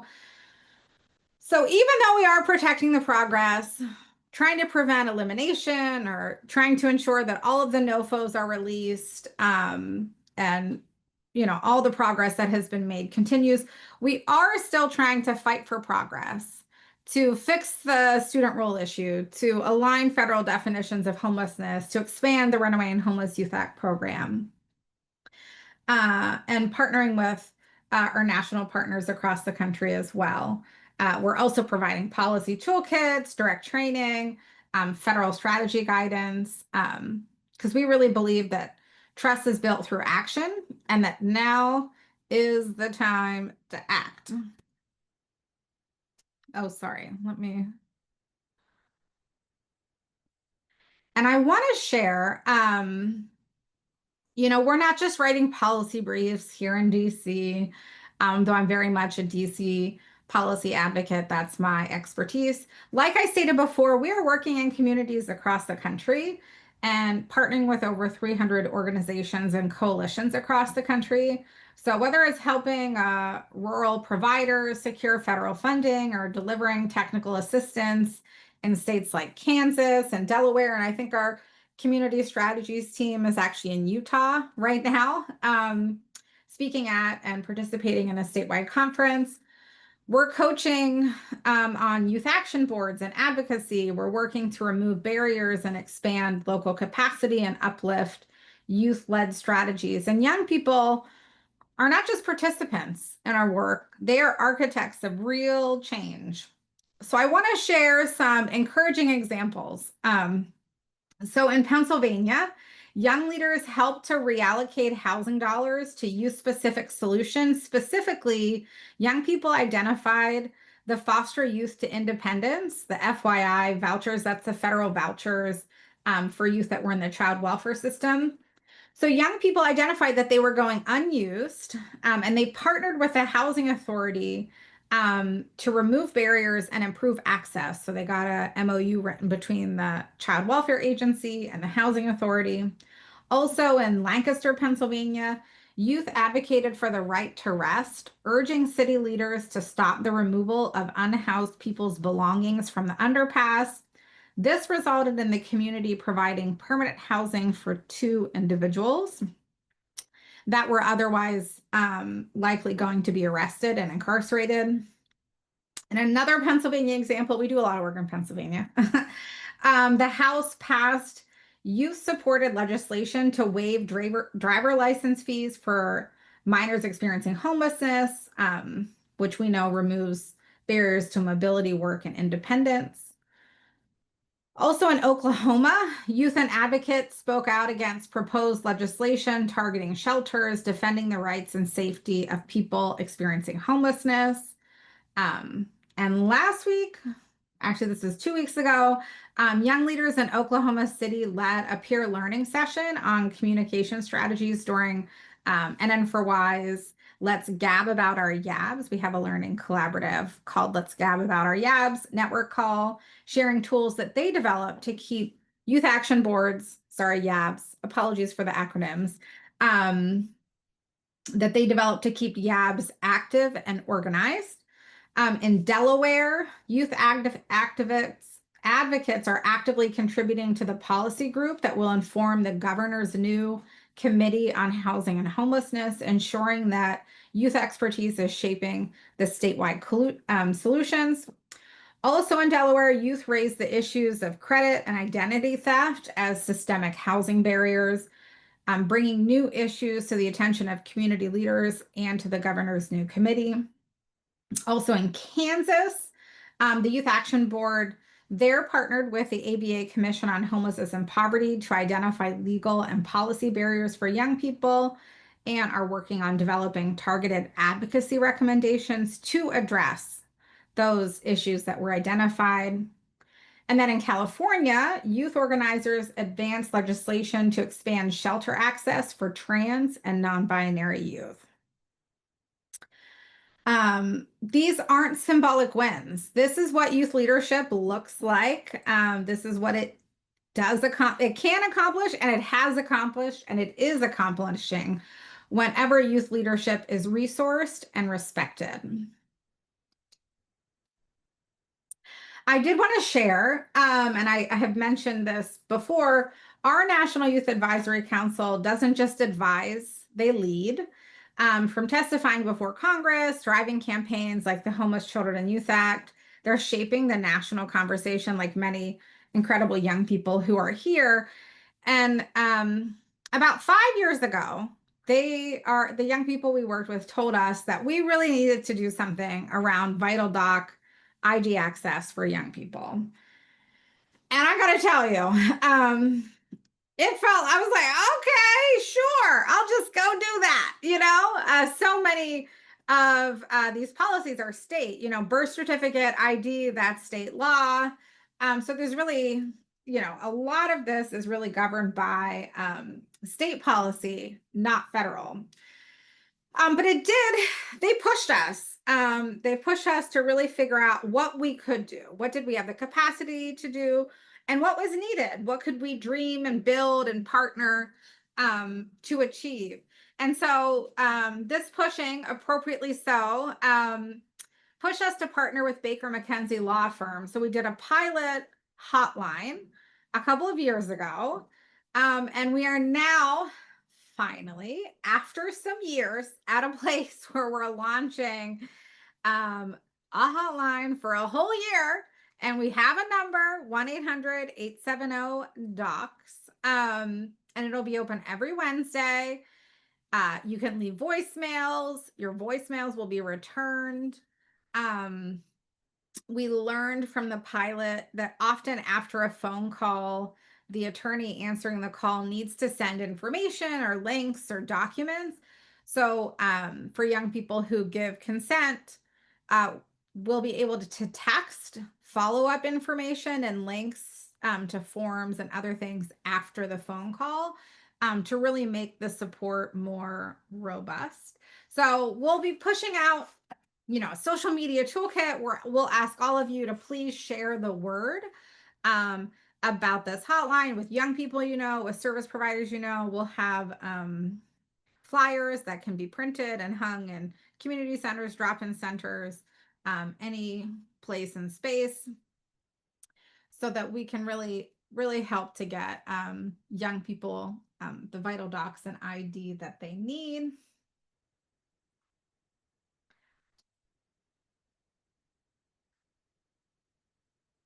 Get ready and stay ready. Like I said before, this is not a neutral moment.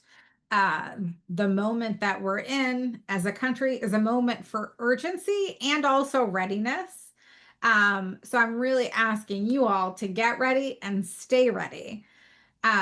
We're here.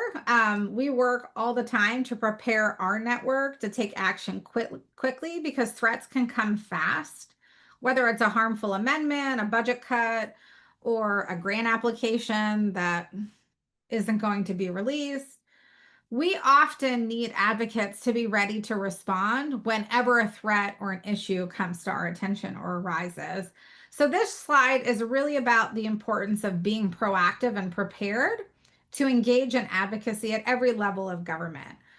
So one of the most important things you all can do now is to make sure that you know who your elected officials are, not just at the federal level, but who's your state representatives, who's your governor.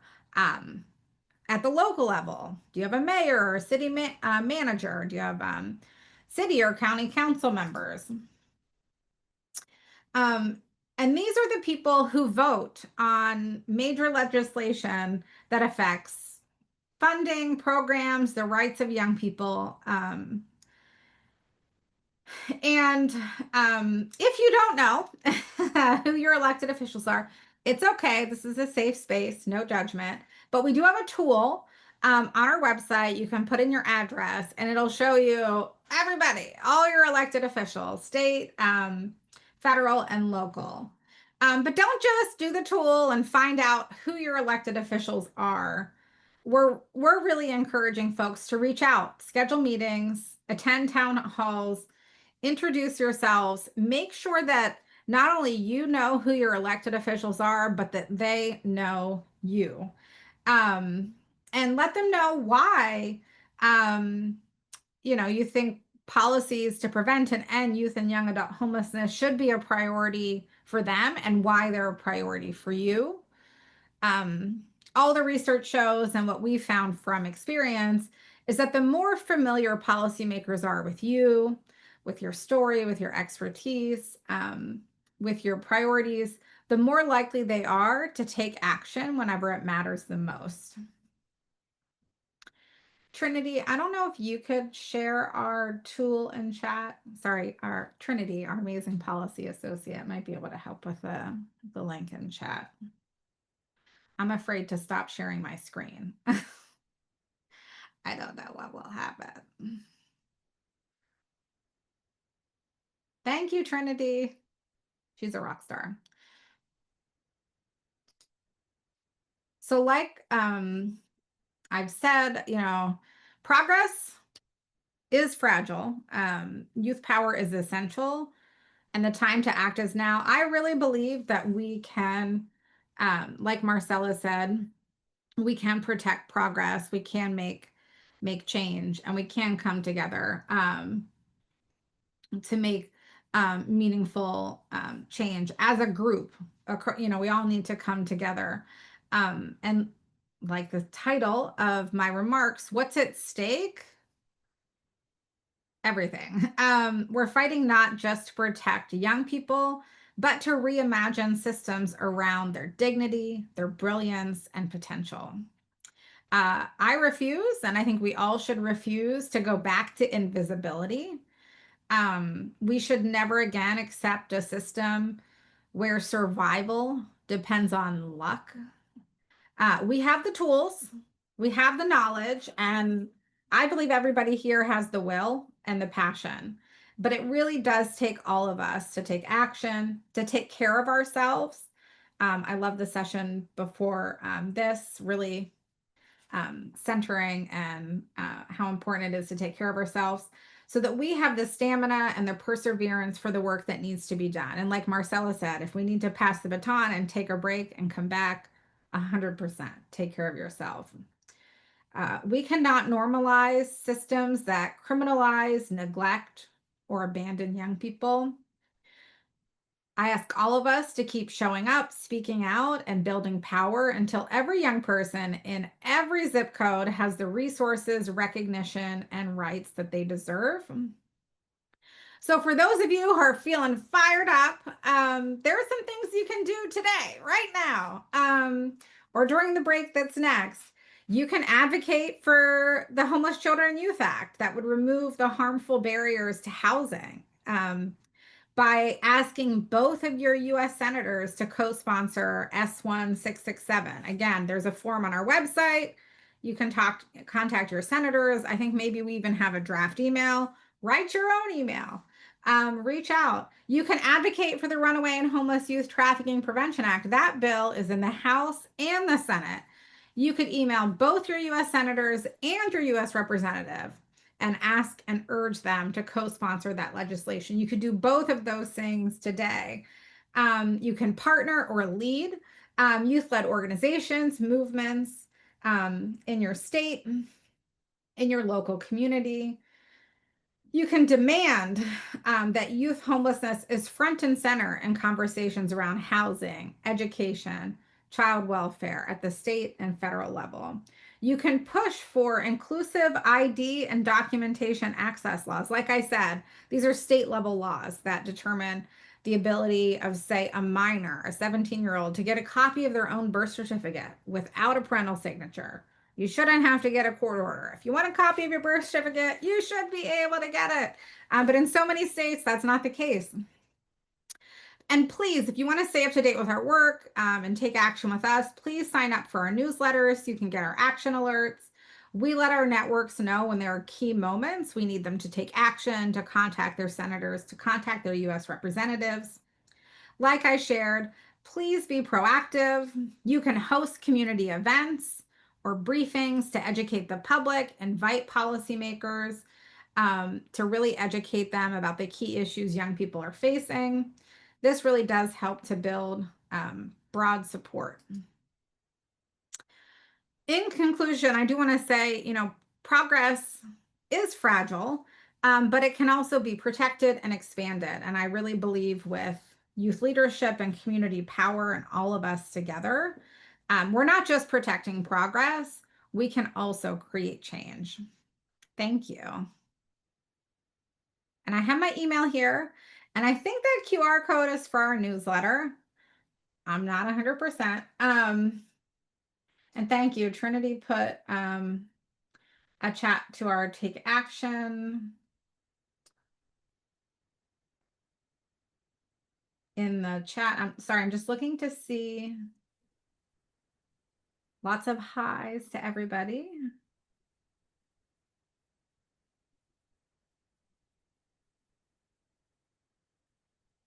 I don't see any question. Oh, yeah.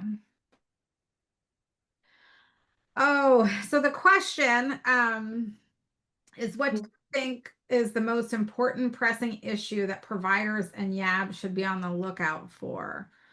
Oh, I have to pick just one. This is a trick question. I don't know. I mean, honestly, there's so much happening, right? There's anti-trans legislation, anti-immigrant.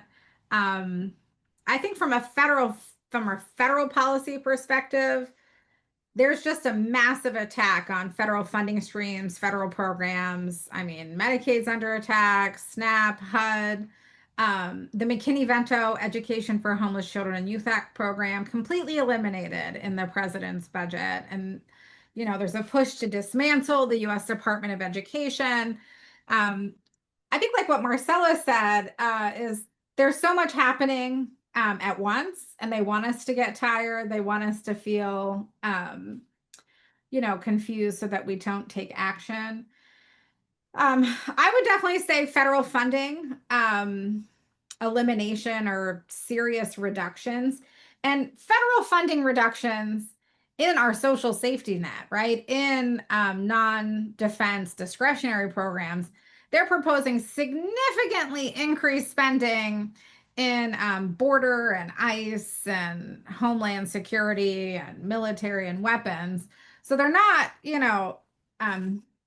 necessarily decreasing the federal spending. They're shifting the federal spending from housing, homelessness, social safety net to anti-immigrant policies and Department of Homeland Security. So that's definitely one.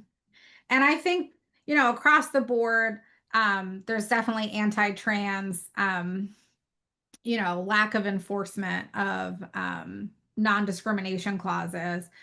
And, our message is to service providers and to the community is that does not mean that those laws and protections don't still exist. And actually, it doesn't prohibit service providers from serving all young people in the best practices that we know LGBTQ youth and all young people need. So we're constantly, I think, educating providers. No, keep providing best practices to LGBTQ youth, BIPOC youth, immigrant youth.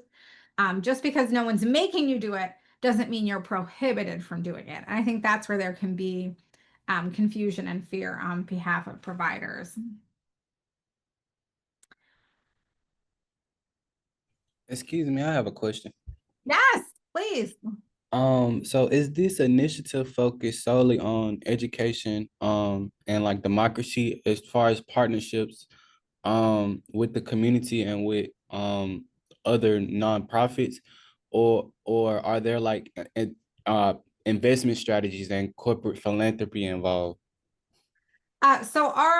Good question. Yeah. So our strategies when it comes to, advocating, those partnerships are with young people and community-based providers and other allies. Our corporate partnership, like I mentioned before, is Baker McKenzie. They're actually the largest global law firm. And so that partnership is who we're launching the Vital Document ID hotline with. Also, as far as like the IDs go, I know that like that's a law that's kind of been circulating for the last few years. And I know that there's like a certain I was looking into some policies on those when I was during my undergrad. And a lot of like policies like that have a low fiscal responsibility as far as you know the bureaucratic side of things go. So is there any push for like policies or initiatives that require a higher fiscal responsibility, or yeah. Yeah, I'm not sure exactly which law you're talking about Well, around. I'm talking about in general about like the IDs, about like securing vital documents for employment Mhm. and like birth certificates and things like that. I know, and this doesn't necessarily have to do with the particular population that we're talking about, but the law in general that has came across for different groups of people. like in prison when I was doing I did my particular one on the on people that were coming out of jail. And when I read the law and I read the not the publishing of the law by the Senate or whatever, it was tagged low fiscal responsibility. So I'm assuming that whenever something like that is passed again, that same characteristic is there. And so my question was, are there any initiatives that push for a higher fiscal responsibility from the state? Right. I'm not sure exactly. So I know, I can say federally, the federal ID law that's having a big impact is Real ID. And that has specific requirements that basically it's the way that the federal government is trying to make states implement certain things when it comes to Real ID, because typically it's actually the states that govern birth certificate and valid government ID access. So your ID is from your state DMV, and they have their own laws and rules on what documentation, how much money you need to pay, all of the how do you prove your residency. All of that is typically governed by state law. But what the federal government did years ago now is they passed a law around Real ID to try to make states have some type of standard across states in terms of the IDs that they give out. And now you're required to have a Real ID for flights. And I came back very late last night from Connecticut, and there were a couple of people that didn't have a Real ID, and they were having an issue boarding a flight from Hartford, Connecticut to DC. So I'm familiar with that, and I think it probably said it had a low fiscal impact because ultimately it's not a high federal fiscal impact because it's actually states that give out IDs through their Department of Motor Vehicles, or I think different states call it different things. Um, and so, um, and then you all pay for your ID at the state and local level, just depending on how that's structured. I tried to answer your question. Feel free to, I'm happy to talk offline or message more later if I didn't answer it fully. Milo, I see your question about inspiring young people to join YABs and take on leadership roles. I wish, Yeah. yeah. No, you want to speak to it? Go ahead. Yeah, I also seen that Jasmine, in the sense, had a similar question to mine, and theirs was more in depth. So I was gonna read it, and they said, do you have any suggestions or ideas on how to get youth more engaged in the community or within their YAB? I've noticed many of our youth are just there, and it's hard to filter out youth that want to put in the work for their communities and positions, in their communities and for their positions. Yeah, no, that's a great question. And I wish my community strategies team was here because they do entire trainings on, and they do the Let's Gab about our YABs and provide all sorts of support and suggestions on um, not just launching a YAB, but sustaining a YAB. For us, what I can tell you is that we really think it's important that young people are paid for their time. And so in our work with communities, we have funding and we ensure that the young people we're partnering with, both locally and nationally, are paid for their time. That is critical, I think, in really expanding participation in YABs. One of the things also is making sure young people have the training, whether it's a class or one-on-one coaching, to actually feel prepared for the spaces and places that they're in. One of the things that we hear is that young people want to be part of YABs. They want to take part in, their local community or continuum of care work, but they don't understand the acronyms, or they don't really understand the processes or the policies, or they don't really understand fully what's happening in those spaces and places. And no one's taken the time to teach them or explain it to them or really help them feel prepared and equipped. One of the things that we're piloting now, not me, but our amazing community strategies team, is a Youth Action Leadership Certificate program. So we're doing live, I think it's 8 modules of live training through Google Classrooms. And young leaders and their allies that participate will get a Youth Action Leadership Certificate at the end. And the training covers things like effective advocacy strategies, the current homelessness and housing system, uh, how to effectively facilitate meetings, how to manage programs, so program management skills, public speaking. And so that certificate course was developed in partnership with young people who are part of youth action boards with our community strategies team. So that's just one of the examples. And we are going to be offering that certificate nationally later on this year. And we have a form on our website.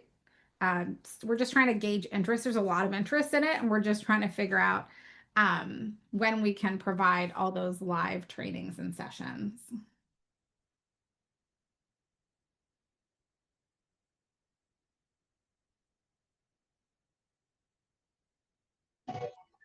Thank you, Darla. I'm Jasmine. I was the one speaking earlier. Can you hear me?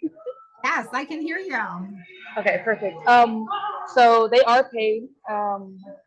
Currently, I just started my position back in March, so I'm still getting more acclimated with my youth. But um, the way they are currently is very, like, for example, yesterday we had our meeting, and it was kind of just,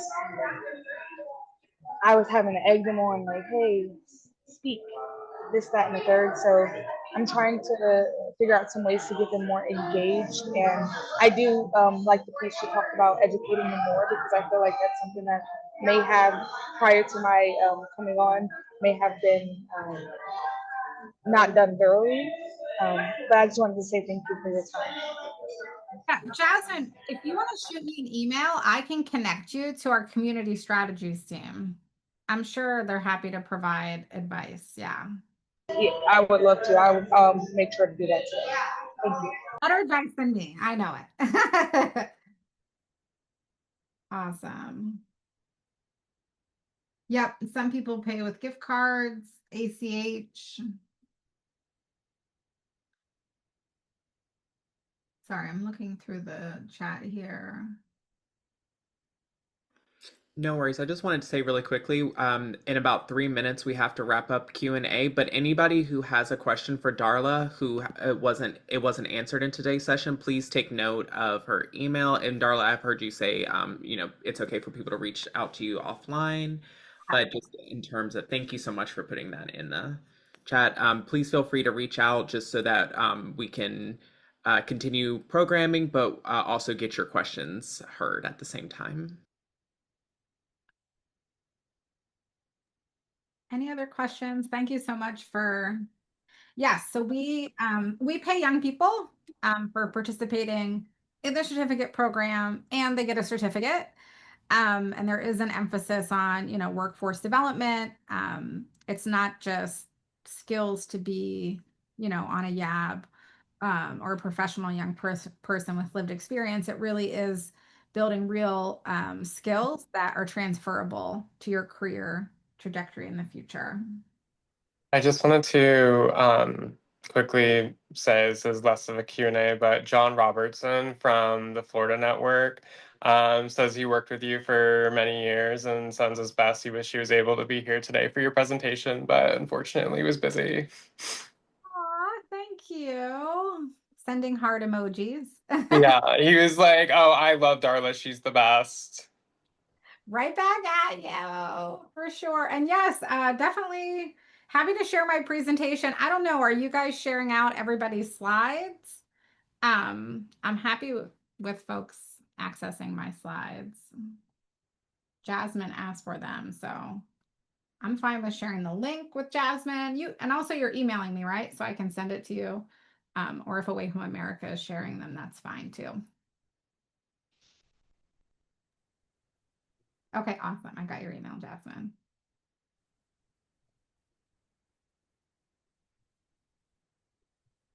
Sick. Well, thank you so much, Darla. This was great. This was amazing. I loved everything that you said. It also like resonates with me as a young person who has lived an experience, who also works with other young people in the same age range. And we also have a youth advisory board here too. And I used to be on the youth advisory board too. So seeing that there's other organizations that also have YABs, that also take the time to pay their youth, because I do agree that we should pay their youth for their work, and I do believe everybody should get paid for the work that they do. So thank you for reminding us for that. Um, and for our homies, if you do like to want to talk to Darla, her email is in the chat. Feel free to email her for any questions that you guys have. Yeah, I just had one quick question for Darla regarding your org's intersection with Away Home America's New Deal, like whether your policy priorities have any intersections with Away Home America's New Deal. Yes, certainly. Definitely. I would say our Housing for Homeless Students Act fits within your housing justice initiative to try to increase access to affordable housing for young people.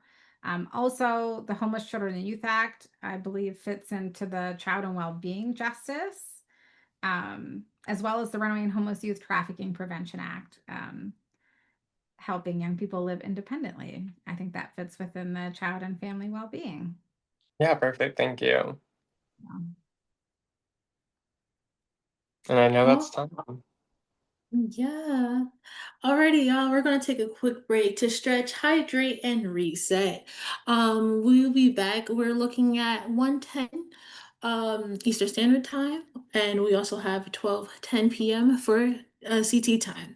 So do your best to return to your seats a minute or two early if you can, because we have more powerful conversations coming your way, and you don't want to miss what's next.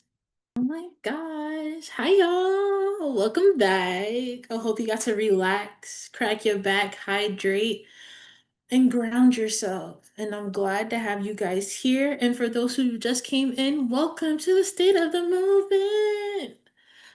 Um, so now that we're back, and I'm glad you guys are here, we're heading into one of the most interactive and collaborative parts of our time together for today. Okay. So I would like to go over a few of the house rules once more, just so we're all vibing, profiling, and living our lives. We definitely want you guys to be reminded that you should be present, be in the moment. Don't worry about the distractions. I know the world is happening, but be in the moment of that breakout group. Speak intentionally. Use I statements and avoid harmful generalizations when sharing personal experiences. Consider why you're sharing and be mindful of the time. And engage in conversation that feels meaningful and relevant to you. If Billy Bob said that he likes caramel apples and you like caramel apples, it's okay to say you like caramel apples. Feel free to voice it out or even type it in the chat while you're in these breakout rooms. We encourage deep listening and ask folks to follow up with questions and understanding rather than to respond or add perspective and add your perspective to other person's experiences. And be a part of solutions. We're here to figure things out together. And no one has the answers to anything. Share information mindfully and stay open to being called upon with curiosity rather than judgment. And let's lead with questions. Jeez. Sorry, y'all. Let's lead with questions and not assumptions. So this next segment is not about watching or listening. It's about co-creating. Each breakout room you're about to join is designed as an open strategy space. There are no panels, no passive presentations, just us together, holding spaces, sharing ideas, building solutions, and dreaming beyond what we inherited. These strategy sessions are rooted in our lived in experience, your organization work, your visions, your curiosity. So bring your voice, your questions, and your brilliance into the room. So I'm taking a moment to talk about the sessions that we're going to have today that you can be choosing from. So first up, We have Grieving and Organizing Under Fascism, a circle discussion. The inauguration exposed so many uh, activists had already pointed, so many activities that already pointed out. We are living under authoritarianism and imperialism. We see this in the daily news dump of White House actions that harmed unhoused people and and all criminalized people. On the heels of our in-person version in October State of the Movement in Dallas, this session will use the Peacemaking Circles format to hold space for how young people and advocates are experiencing the political environment. In addition to creating a supportive container for limitation and grieving together, we will also aim to sharpen our collective analysis and uplift opportunities to connect across progressive movements. These sessions this session is exclusively participatory and is only meant for attendees who have the capacity and willingness to share openly with their peers.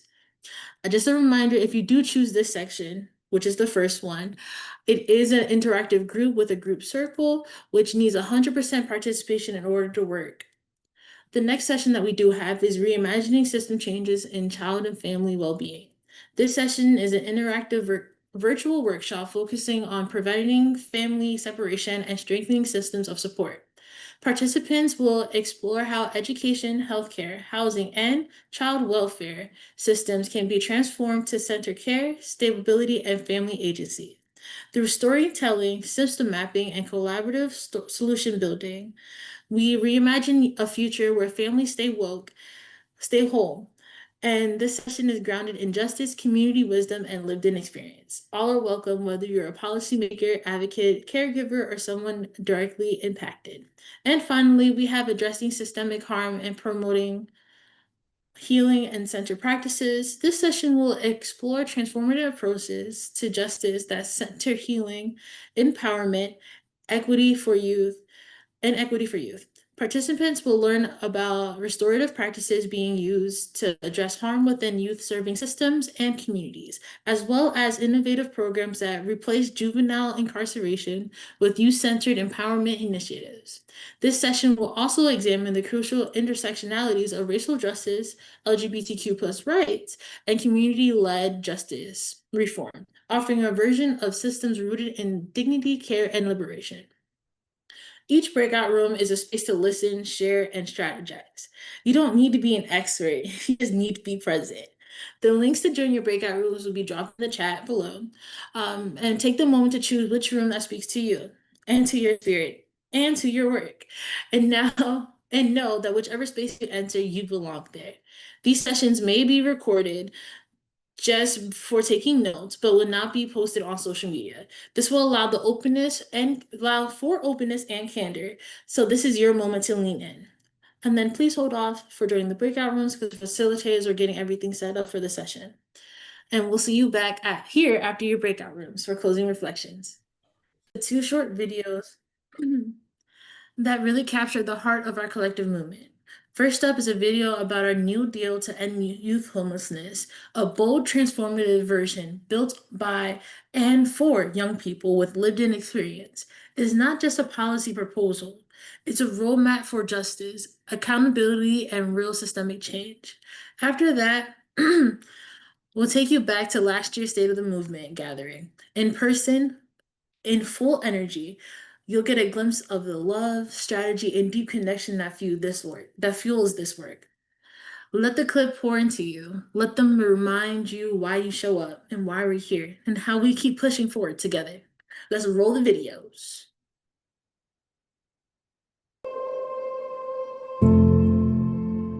We have a system that's here to support people, and that's good and that's helpful. But we know that people are experts of their own lives and they know what they need. Right? Or how do you build solutions that support young people if you aren't talking to young people? I want to show them that there is somebody here at Away Home America who does understand what it's like, not just to be unsheltered or to experience homelessness, but to do so as somebody who is Black, who is queer, who is transgender, in a time where politically there's so much going on. Public policy it's an archaic system. So how do you approach an archaic system in a new and fresh way? And the way that I foresee us doing that is through our New Deal to End Youth Homelessness. What I love about our New Deal is that it looks at the way things currently are and it asks the question, how can we be more on the cutting edge? The New Deal to End Youth Homelessness really is a roadmap, if I'm just being, concise and clear. It's A roadmap from reform to transformation. A roadmap, if you will, for policy recommendations. a roadmap to get people to where they need to be to solve whatever issues that they're experiencing that are outlined in all 5 of the pillars. The 5 pillars for our New Deal to end and prevent youth homelessness are The housing justice pillar, Child and family well-being. Transformative justice. Economic justice. which includes education, because you can't have economic justice without education. and immigration justice. And so all of those pillars really make up the systems in which young people are experiencing whatever they're experiencing. At the forefront for me, it's about the people that we serve. Yeah, so for me, when I think about this work, we're not simplifying it.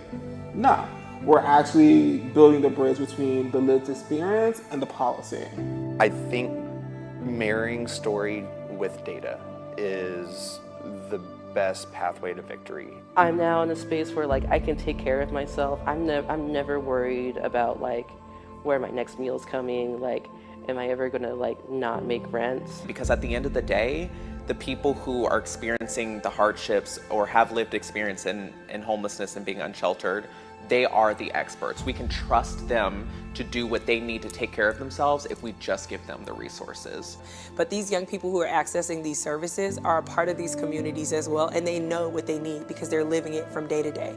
And so that's the example that honestly, when we're on the Hill advocating, we need these examples because these are concrete, clear examples of what's actually going on in the communities and what these communities and these people in these communities are saying works, so that on the federal level we can say, hey, whatever Congresswoman, insert name here, this is actually working for this community. The federal level is taking the New Deal with our youth policy team and turning that into actualized policy proposals and solutions, and then advocating on the Hill for those things that would prevent and end youth homelessness. But once you get into it, you're gonna be like, dang, that's real.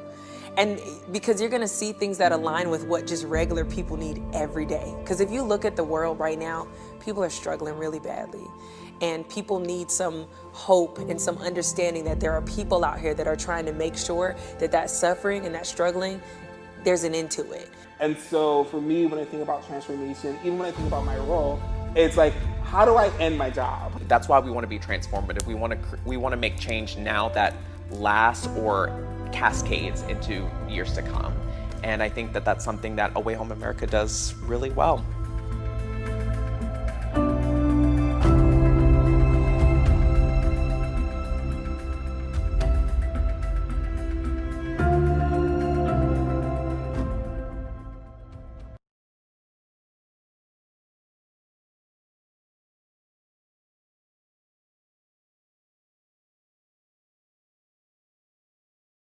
So this weekend we are doing our State of the Movement, our first in person since COVID. Very in person, very real, very live.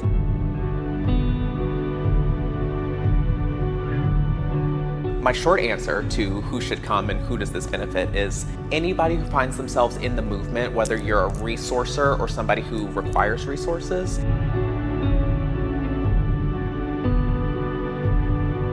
At Away Home America, our work focuses and centers ending youth homelessness. How do you end something without talking to the people who are impacted by it? I think marrying story with data is the best pathway to victory. We're really going to talk about it and dive into it so that we can help ultimately prevent and end youth homelessness. And I know it kind of sounds cheesy to say that, but it's if we don't have realistic conversations with each other and dive into that and be brave, then we can't really do what we set out to do. So.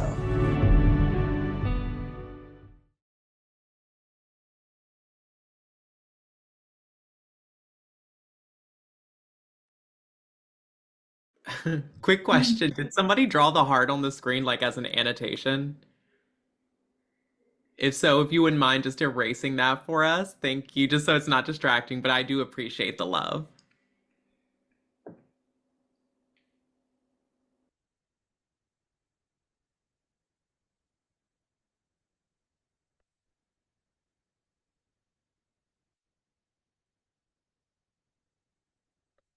Alrighty. So, up next for you guys, I hope the videos that you just seen has resonated with you and you could take something back from those videos. The the New Deal and State of the Movement of October 2024 was really great videos that we have had for you guys, and I hope you guys could take something from them. So up next is a performance that is going to challenge and awaken something in all of us. Cervix, he, they pronouns, is a bold and boundary-pushing drag king whose work dives deep into themes of transformation, embodiment, and tension between spectacle and vulnerability. This piece, titled Twisted, begins with layers both literal and symbolic that are stripped away to reveal raw, unapologetic, authentically. To reveal unapologetic and authentically. It invites us to reflect on masculinity, power, and what it means to perform or to be performed upon. And here's the twist: your energy, your presence becomes part of the piece. The final movement is shaping by us, blurring the lines between art resistance and bodily autonomy. So take a breath, open up your heart, and give it up for their incredible cervix. Hi, I'm Vic, drag name Cervix. I've been doing drag for, gosh, 8 years now. It's been a fun time. Pronouns he, they, trans, mass, non-binary, post-op 2 years. I really enjoy doing drag. I really enjoy being a drag king. I'm really passionate about drag king equity and equality. I'm really passionate about diversity and inclusion in casts, so that means having like disabled casts, black casts, brown casts, indigenous, differently abled cast members, you know, just the more different voices in the room, the better. I started doing digital drag when COVID hit, like a lot of people did. But I did have a little bit of experience because I had gotten my start in cosplay. I'd been cosplaying starting in like middle school, high school with a lot of my friends. And we were in like Marin County, Nevada, in California. There's not a lot to do in that town. So we would cosplay and we would dress up and we would like film anime music videos and stuff like that. It was really fun. And we'd cosplay different characters. Yeah, cosplaying with my friends and making like little anime music videos was really kind of how I got my start in making videos with my friends back in high school when we would cosplay for conventions or for fun. Sometimes we would just dress up and go to school. And we would often incorporate costuming and dancing and a lot of other like fandom-based behavior into our videos. So when I got into drag, especially into digital drag, I drew on a lot of those skills, including a lot of video editing, which video editing is a really fun time for me. I just told my spouse that if I ever went back to school for anything, it would be video editing because it's fun. So filming this video was really fun, and I really appreciate being involved in this show so I could make something like this. It's the longest video I've made so far, which is fun. Often the shows toward the beginning of COVID, we had a lot of problems with copyright and different streaming platforms. But once that was figured out, we were able to like produce some really fun shows, find some really good platforms that weren't going to be as big of an issue there. And honestly, just offering shows that were like direct streaming to people, I found it really beneficial and really rewarding because I could share these shows with people who often couldn't make it to bars, who didn't want to go to bars, who preferred to stay at home, who had to stay at home. And the world is so much bigger than the bar scene. The world is so much more diverse and honestly less judgmental and harsh than the bar scene can be. I really enjoy making videos for audiences at home so they can really be a part of the shows. I've been doing it on and off for a couple of years now, and there are a lot of other artists that produce some really beautiful online shows. Black Violet Review by Mondo Millions is a great show. Working with other like disabled artists, artists that are still COVID quarantining, working just on different skills. Working in digital drag has given me the opportunity to wear looks that are not as feasible in certain settings. So when I'm performing live, there's often this pressure to do a lot of stunts and to be able to move through a very tight crowd. When I'm performing at home, I can film a scene in my own time, in my own space, without having to navigate other people's bodies, which is fine. I love my community, but it's nice to have a whole set of lavender wings and not have to worry that someone's gonna break it because they're like carrying, too many drinks or something by. It's also let me work in different settings and do different things like fire spinning. So in my video, we see some fire spinning during the I want to say the fourth song. I believe the fourth song, Twisted, the title number, the title track. And there are not a lot of venues that can accommodate my fire staff. But fire staff is something I've been doing for honestly almost longer than I've been doing drag. It's a fun time. And being able to just, light up my fire staff and film a little bit of it while wearing my horns that I made myself in the costume that I made myself. Most everything I wear in the video is what I've made myself. I didn't make the staff, but I made like the costuming. So being able to just fire dance in my backyard and then film it and then put it into a video knowing that I can share it with people is really a lovely experience, and much easier than having to deal with like fire safety codes in different venues, which are often not there. So that was really, really fun. I was also able to film this video with my lovely spouse, Ash. They're a lovely human. They are so supportive, and they filmed most of the shots. I would say at least half the shots in the video, probably most. The rest were just like leaned on a thing and hope for the best.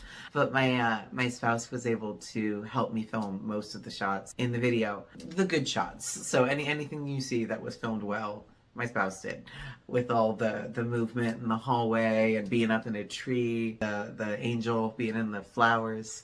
So those perspectives as well, being able to like feel like I'm actually talking to and interacting with my audience through a lens by having like a lot of eye contact, by having someone in a tree, so it's like they're climbing a tree and like I'm talking to them while they're in a tree. So I'm like, hey, you're in a tree now. That's a really, really fun forced perspective that I can play with when it comes to editing. And the longer form as well, because in a lot of live shows we can't play with something like a 20-minute video. We can't tell a whole story. And the story that I was going for in this is the story of like a man looking back on his life and kind of reading the story of his own life and looking at the different times in his life, whether that be, thinking about his trauma and his darknesses in Twisted, or thinking about the joy and, heartbreak of a breakup, of freedom. So in I Felt Free, where he's talking about how he feels free because someone is like because of what he's been told. So it's like because he's been supported or because he's been told that someone's leaving. And then there's also the angel, which is talking about like a lot of higher thoughts, the social perspectives. So all of those moments in his life and like thinking about the trauma and the brokenness of the world and of himself and of his relationships. But then like coalescing in the end with lifeless stars being like, hey, yeah, we're gonna live, we're gonna die, but like we need to wholly be ourselves and we're not gonna die today, and we need to like embrace who we are and being as authentically, loudly, and proudly ourselves as we can be. and like coalesce all those things. And then he like closes the book on his life and is like, yeah, I've learned some lessons in my day. So I hope that that came through. But that was the storytelling element that I was able to incorporate through digital drag, which is I've also like gotten such a much bigger drag community. So I was able to make costumes for people in, you know, South Carolina and Colorado and New York, because I got more into the digital drag scene and I got to meet different people digitally. So I have, you know, invitations to go out and perform in New York if I can ever afford a plane ticket out there, or, you know, trust a plane to go out there. I've gotten such a larger community and gotten to meet so much more people. I've gotten to meet, you know, people that have, or, you know, maybe will be on TV through, you know, through just digital interactions. Gotten to meet some really amazing performers that are up and coming that I think I'm gonna see on TV real soon. So just, I'm very fortunate, I'm very blessed, I'm very grateful for all the opportunities that digital drag has given me. Now, it was unfortunate that it took something like COVID for me to find it. Well, I guess refind it, because I was really into the digital cosplay scene in high school. I guess I didn't make the connection that there would be like a digital drag scene, but it took me, you know, getting into my local drag scene to then get back into, you know, the digital scene and kind of rekindle some of those digital skills that I developed back in high school. It's a lovely little full circle moment for me. I've been sewing since I was very little, so I can reuse those skills. You know, I've been video editing since high school. I've been doing special effects makeup since I was 13. Being able to do all of those things and incorporate it into one final product and put something like that in like my portfolio and out into the world is really just lovely. It's great. So thank you for having me. This has been really, really awesome. I'm really grateful. And yeah, I hope you have enjoyed the show. Enjoy the rest of the show. Wherever we're at in the show, I hope you're having the best time. So thanks so much. Mwah. You have a great day. Bye.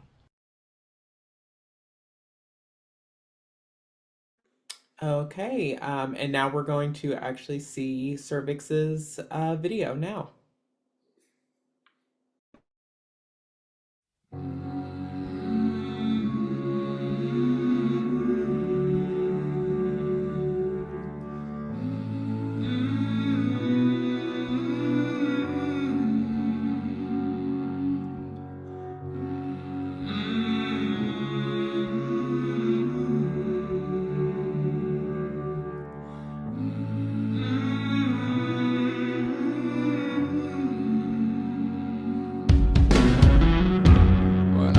Child, I heard voices.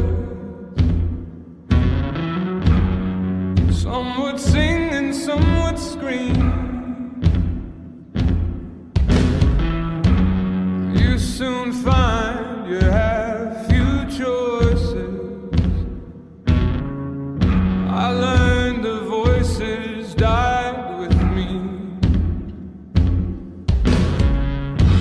When I was a child, I'd sit for hours staring into open flame. Something in it had a power, could barely tear my eyes away.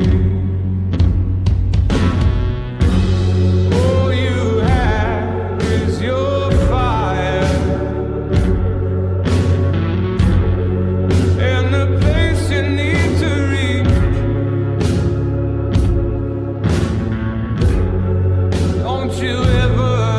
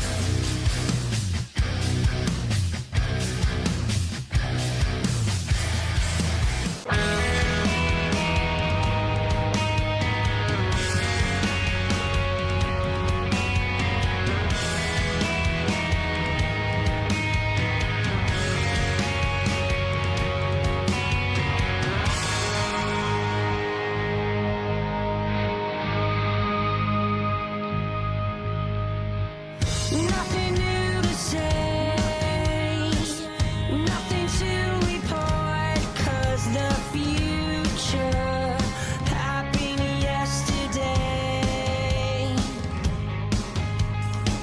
If I could tell the truth, I could make you stay, but forever seems so far away.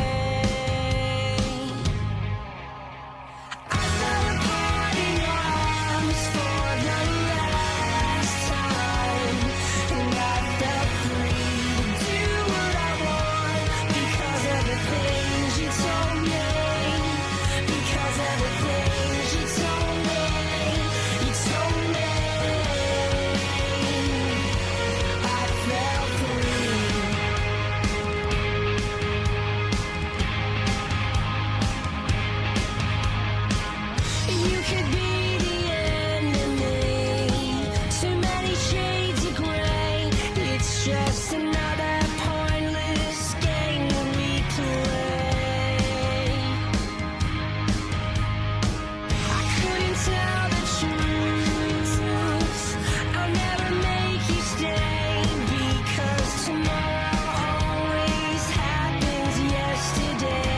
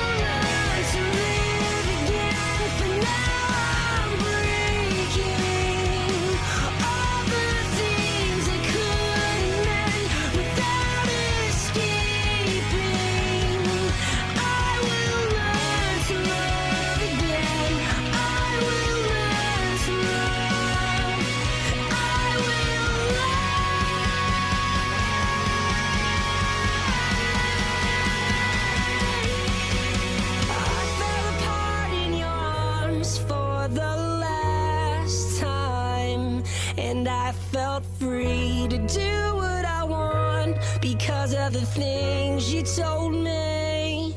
I felt free.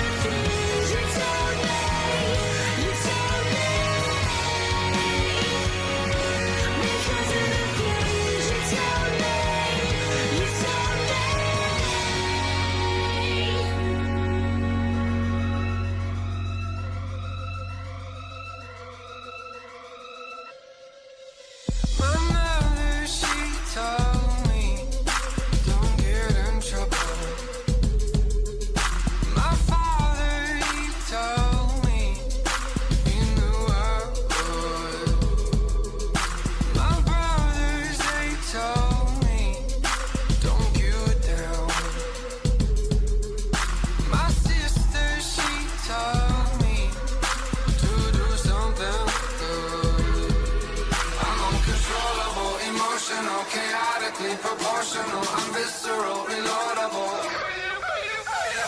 Everybody in the world knows I'm a little twisted, twisted. Everybody in the world knows I'm a little twisted, twisted. Everybody in the world knows I'm a little twisted, twisted. Everybody in the world knows I'm a little twisted, twisted. My mother, she told me, don't be a quitter. My father, he told me, he knew I was. My brothers, they told me, do what you do. My sister, she told me to do something good. I'm uncontrollable, emotional, chaotically proportional. I'm visceral, reloadable. Everybody in the world knows I'm a little twisted, twisted. Everybody in the world knows I'm a little twisted, twisted. Everybody in the world knows I'm a little twisted, twisted. Everybody in the world knows I'm a little twisted, twisted.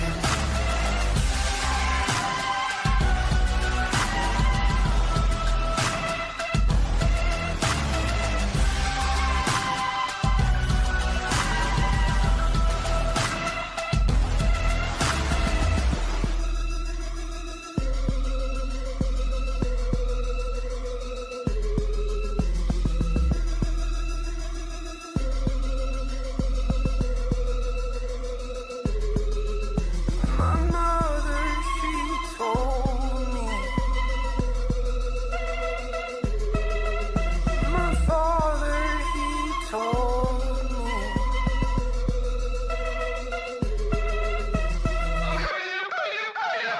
Everybody in the world knows I'm a little twisted, twisted. Everybody in the world knows I'm a little twisted, twisted. Everybody in the world knows I'm a little twisted, twisted. Everybody in the world knows I'm a little twisted, twisted.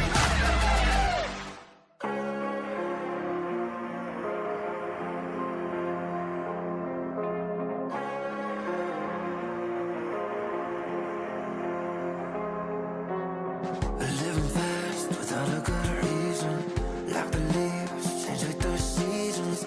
I drift away, so far away. Lie awake, watching the night sky. In the clouds, I see my life go by. I sleep alone, nobody's home.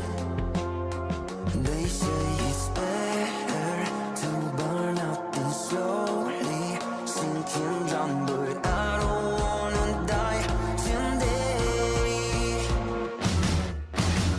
We are the lifeless stars, shining in the dark. We are our teenage scars, defining who we are. Don't let nobody break you down, even if they wanna make your light go out. We live, we die, the lifeless stars, shining in the dark.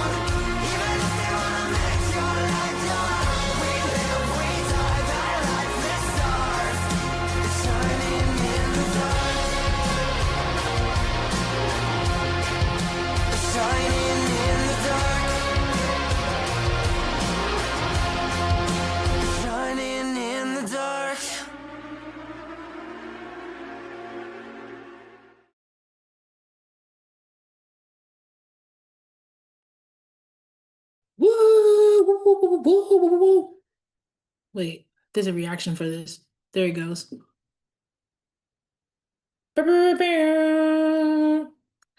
Thank you so much, Cervix, for that amazing performance. It was fire. Ha, get it, because the fire dance. All right, cool. It was a wonderful experience to see a virtual drag queen performance. Um, and if you guys want, you could follow Cervix on Instagram, which at cervix dot what at sir.vix.official if you would like to see more content from them. And for me, like I love seeing people create art and be able to Thanks. I love how people are able to still create art in this very, very time of need and struggle and community. And I appreciate all the work that they've done, all the work that they have done and shown progress over the years, especially when it comes to drag. And drag is an art form, and anybody can be a drag king or a queen or a drag homie. Up next, we're moving into a powerful collaborative discussion titled Partnerships for Progress. And we are honored to be led by someone who truly walks the walk when it comes to systems, transformation, and centering youth leadership. Lauren Wilkie, she, her pronouns, is a passionate advocate who believes in the power of transformative relationships to drive real change, especially when led by youth and the QT BIPOC communities. She brings deep expertise in housing interventions, funding streams, and many intersecting systems that impact youth homelessness. Lauren currently supports and facilitates the National Partnerships for Local Change, also known as NPLC, where she brings together national partners, local providers, and young people with lived in experience to collectively strategize around prevention, housing, education, employment, well being, and so much more. We're incredibly lucky to have her guiding us in this conversation on building meaningful cross sector partnerships and that move us towards real lasting progress. Please join me in welcoming Lauren Wilkie. Thank you so much. I also want to make sure my co-presenter, Garrett Mason, who's also a Lauren Wilkie in this, if he could also get promoted to presenter, that would be amazing. Okay, cool. Hey, Garrett. Hey, Lauren. Hey, It's everyone. funny. I was looking for you, but I was looking for your name, not mine. But I realized we're on the same link, so it makes a ton of sense. Hey everyone. That was such a beautiful intro to our session. Really appreciate it. And just want to say hey again before I let Garrett introduce himself. Lauren Wilkie, she, her pronouns from Point Source Youth.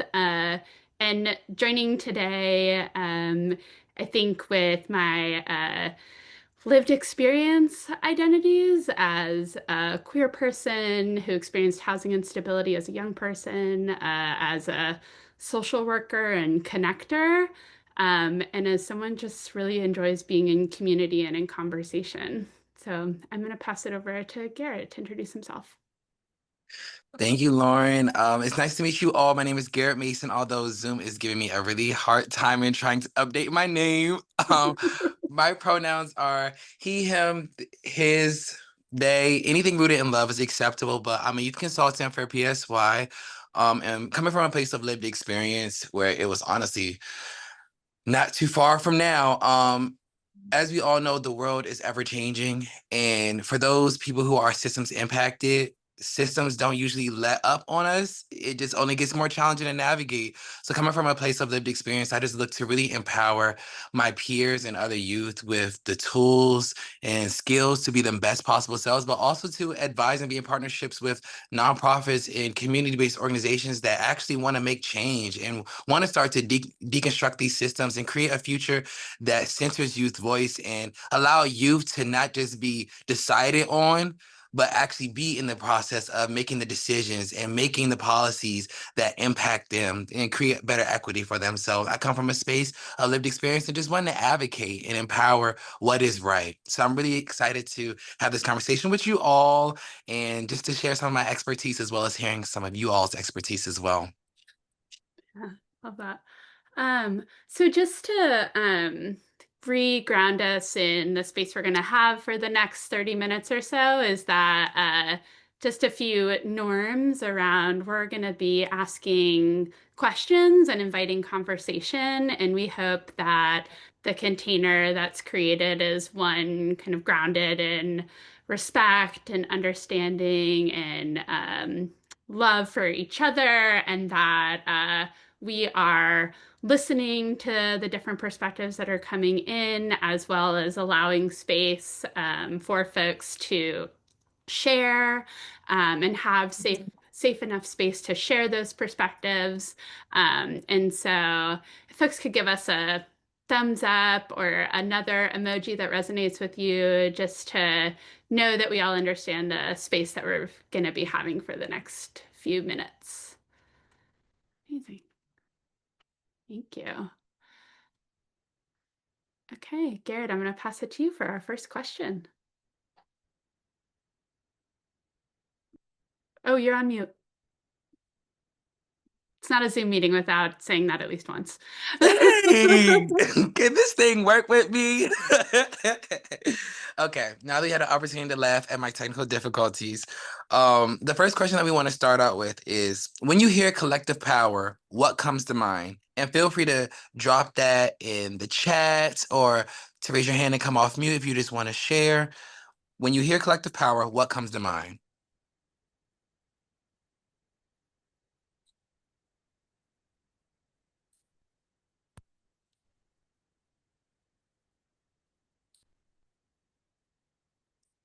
One plus one equals five. Ooh, I love that. Thank you, Gerald.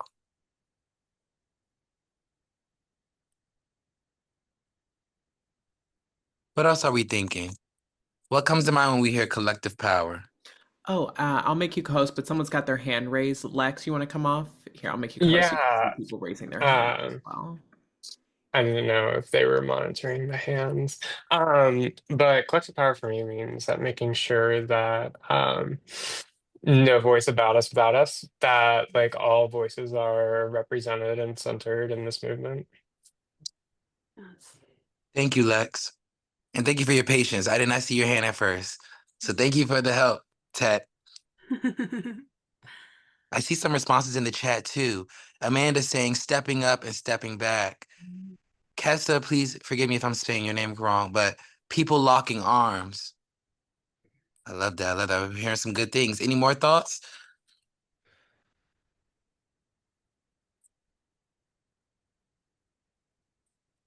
Power with, not power over. I think of Michael Jackson's song, They Don't Care About Us. Creating space where those who are closest to the pain are closest to power. I love that all these responses are echoing the idea of strong partnerships and equitable decision making, community driven solutions, things that are not just relying on one word, but collectively people advising to cultivate something that works for not just one person, for a general body of people. It's the idea of putting our shared resources together and making sure they are maintained to be shared and they all work for us. So I love that we are all thinking in the right space. Taking us to our next question, I love how we all are just dropping in the chat and coming off me. So keep that same energy as we continue to talk more. But going to our first topic for today, I wanted to poke you all's brains a little bit deeper and say, what is one key ingredient of an effective partnership? So when we're thinking of this collaboration and we're thinking of these community organized spaces, what is a key ingredient to maintain an effective partnership?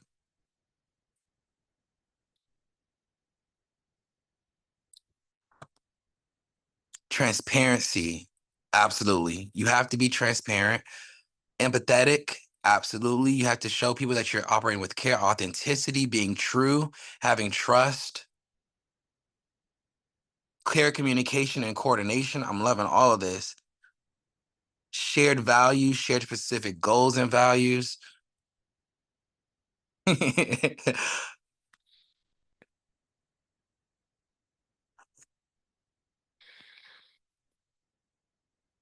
These are all in alignment with what I was thinking as well.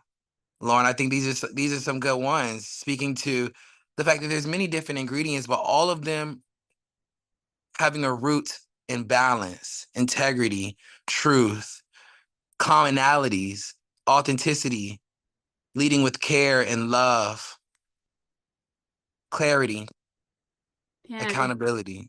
And I think back to the first question where folks were naming so much of the leadership of people with lived experience. And I'm sure that that is one of the shared values that folks are also thinking about as they name this work. And I think about the point in time in which we're living and how much shared values are important, especially in this time where our values are being pushed and tested. And so how do we get like firmer and more grounded in those values? And the more we speak up about our own values, we attract others who align with those values and how important that is in movement work.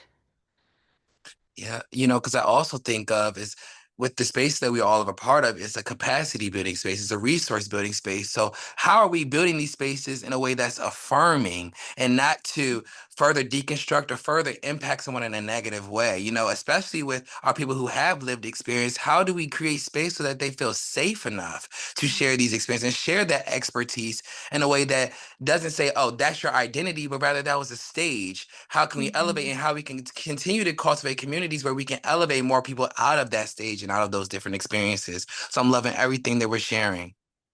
Yeah. Yeah. I'm curious, Kessa, if apologies if I'm mispronouncing your name, but when you said real shared responsibility, like what does that look and feel like? If you wouldn't mind coming off mute or, oh, I see you on camera. Yes, please. Yeah. Yeah, I think for me, what I was thinking of is that a lot of times we say we have these partnerships, but it's really just one person telling the other person and letting them do something. But it's a real, true shared responsibility and shared power between the two groups. Specifically, I'm thinking of like my work with youth and trying to give them a voice and like a youth advisory committee and letting them decide their project, letting them run the project instead of me saying, here's a project you get to lead. It's them actually leading and having that shared responsibility. Yeah. I think of too with uh, sharing that it's a back and forth, that it's a conversation, it's a true co-creation, that it's also not just one group, one person leading unilaterally, like, oh, because you're a young person, like I say yes to everything you say, like not having true relationship with each other, where the same way I would question a peer of my age, like I want to be in that authentic relationship with someone, like with young people I'm working with as well. Yeah, absolutely. Yeah.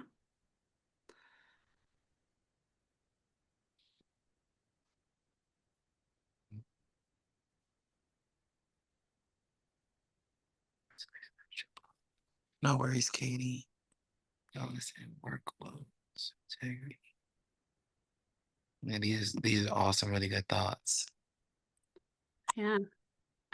Let's build into the next question, which is kind of the other side of the coin is like overcoming barriers to collaboration. So, in y'all's experience, what's the biggest challenge preventing better collaboration across sectors, across communities, across our work? Okay, I'm gonna come off mute for this question. Yeah. For me, I would say it's like the burnout and Mm. like holding space for rest. because people are like on the go trying to keep on doing things, and then realize that not for nothing, if you can't take care of yourself, you can't take care of the people that you're serving. So then you're also giving them not your best quality, and then those people will see those things that they can see you burnt out. The youth can see us sad. They feel our energies and our vibes. So like being burnt out but continue working is also like putting a strain on the work that you're doing of. Yeah. Yeah. That uh yeah, the folks in the first question who are naming balance, and this is the other side of it, is also um the how we share ourselves in our work. And if we're showing up as it's hard to pour from empty pots, right? And it's also it's hard to say, oh, you should, when like you're not doing. And so yeah, I think that's really important. And I see Evelyn saying, agreeing with you. They're saying lack of capacity, which I think is really similar. Um, ego is huge. Competing for money from the same pots of organizations, gatekeeping resources, ideas. Yeah, absolutely. Not valuing the others. Um, Ageism, misinformation, racism, lack of education, and lack of empathy. Ooh, lack of empathy hits me very right in square this week. Accessibility, both in terms of accommodations, inclusivity of spaces, and capacity, time balance to do difficult work. Closed minds.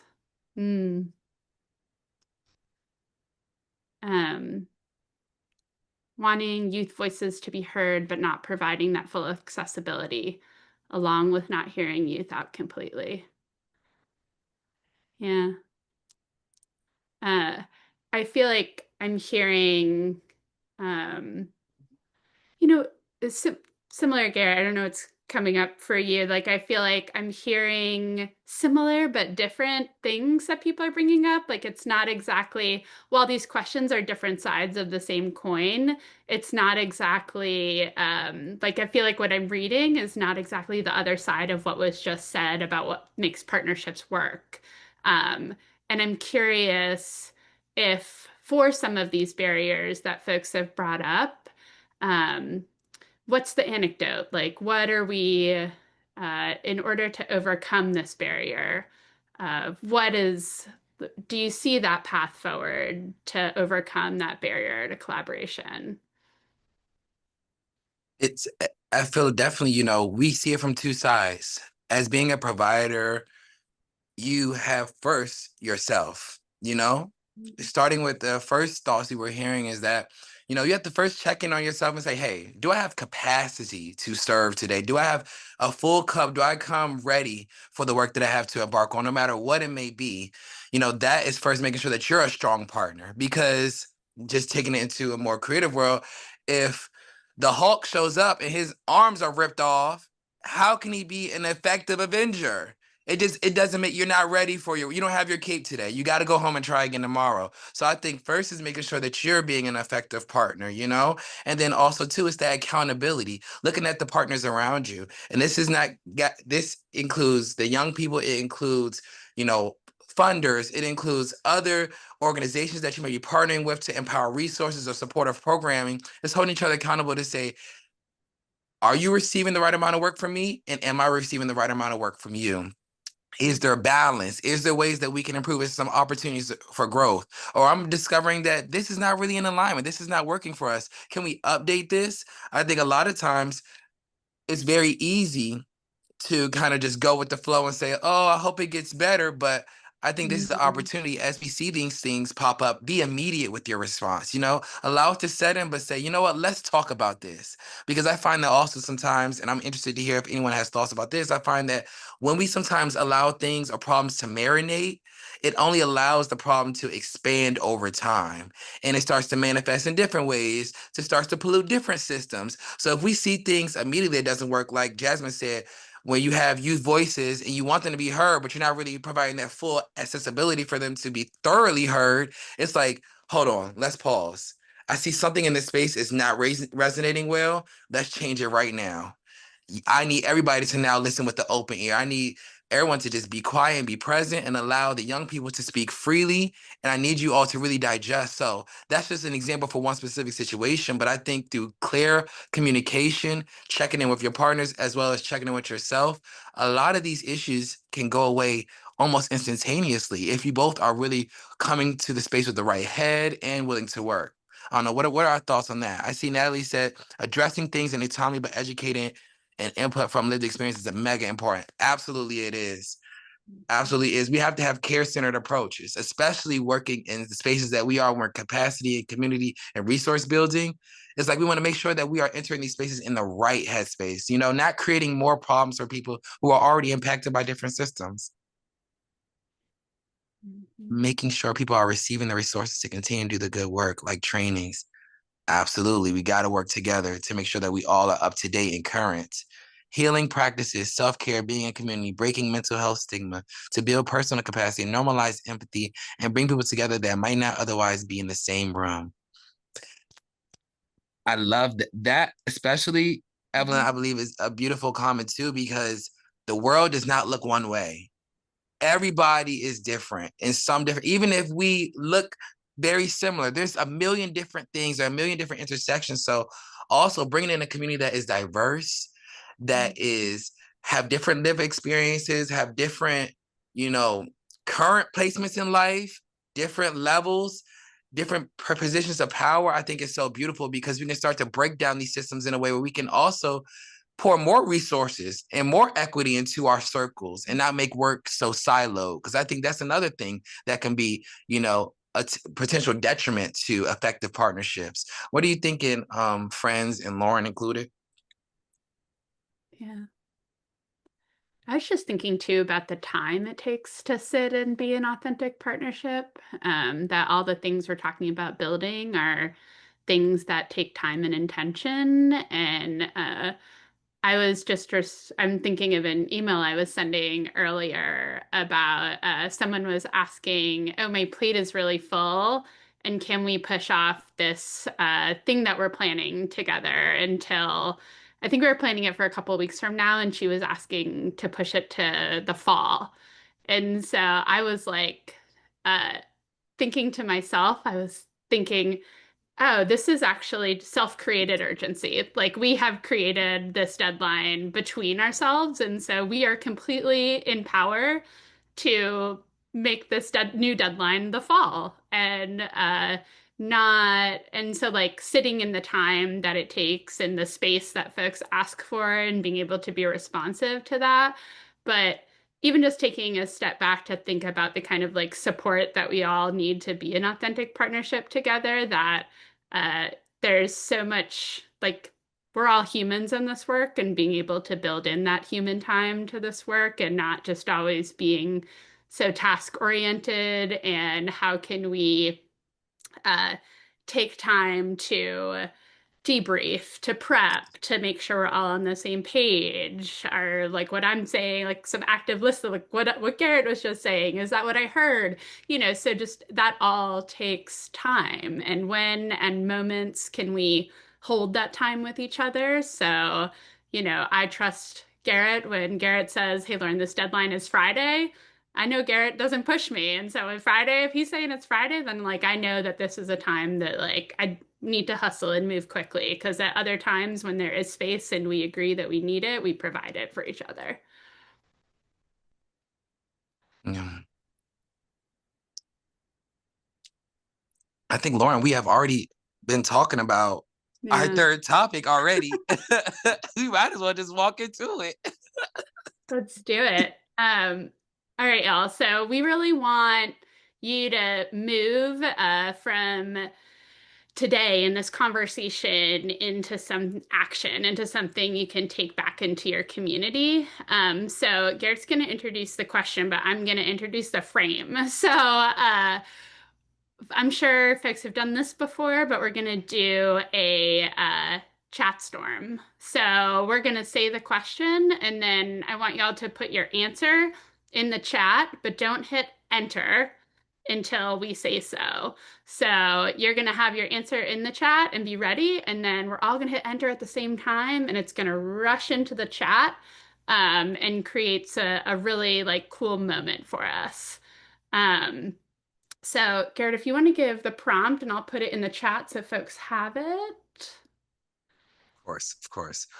What's one bold step we could take together to build collective power for transformative change?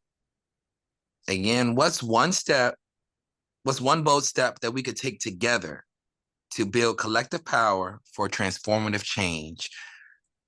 And don't answer yet. Just type it in the chat, giving folks a chance to type and think. Okay. Da, da, da, da, da, da, da. Da, da, da, da, da. Da, da, da, da, da, da, da, da, da, da, da, da, da, da. Wait, That was my dream. I've always wanted Jeopardy music to play. It always plays in my head. I've never had someone sing it out loud to me. Okay. So 3, 2, 1, enter. Ooh, so exciting. Ooh. Okay. Ooh, mutual advocacy versus advocacy for our own programs. Love that. Taking a step back, looking what's in front of us. Commit, being your true and authentic self. Ooh, a collective day of rest. Yes. Everyone step back all at once. Moving from punishment measures from systems that center youth healing to systems that center youth healing. Creating a community of network using all different youth serving orgs across the country. Ooh, building webs of systems that catch everyone.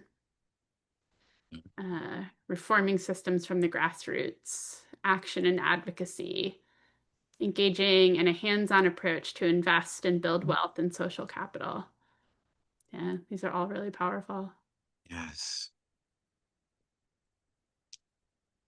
I love these. I love these. Keep them coming. Keep them coming. If you have more than one, it's okay to share.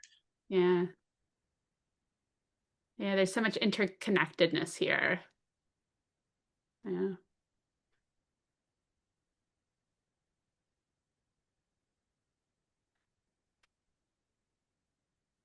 I think something that is so beautiful, holding those in power accountable. Hello? Holding everyone accountable, okay? From the top to the bottom.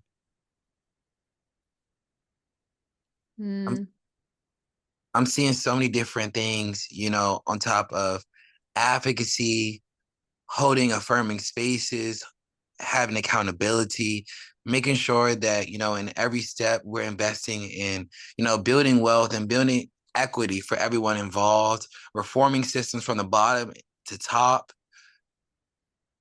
creating more beautiful intersections of collaboration with community partners and beyond. Having healing-centered approaches to things that may have not had it before, being your truest and most authentic self, advocacy for oneself as well as others, taking a step back and forward, seeing an issue and doing something about it. Resistance is revolutionary, not reformation or conformity. Don't play it safe. Yeah. No one answer is really the same. Even if it looks similar, there is something that stands out different. So I think that this is to show that in whatever approach we take, whatever bold steps we take, in everyone, it should be a flexible one as well. Especially in the system we live in, the society we live in, we see that just one way doesn't work. We have to be flexible. We have to be innovative. We have to be willing to try something and say, hey, this is not really working. Let's try it slightly different. And we get into that and we try and we see that the pace is growing, the capacity is growing, the resources are growing. We say, if this works, now there's even more room for growth and more room for innovation. The idea of this all is that what's growing is not dead. And what's not growing is dead. So with that in mind, we want to always make sure that we have flexible approaches. We have equitable approaches. We have considerate approaches that don't just project but include. That's what I'm getting from this. Let's see, flexible but with strong core centered values around inclusion, equity, and compassion. There we go. There we go.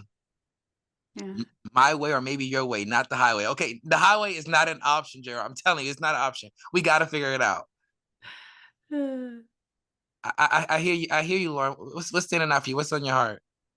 Yeah, I was just thinking about all the things that we were talking about earlier that are required and how I heard in your reflection, and I was thinking of myself in when partnerships have been able to go the distance and kind of like hang on that cliff together. They are defined by trust and accountability and compassion and those things that we named earlier.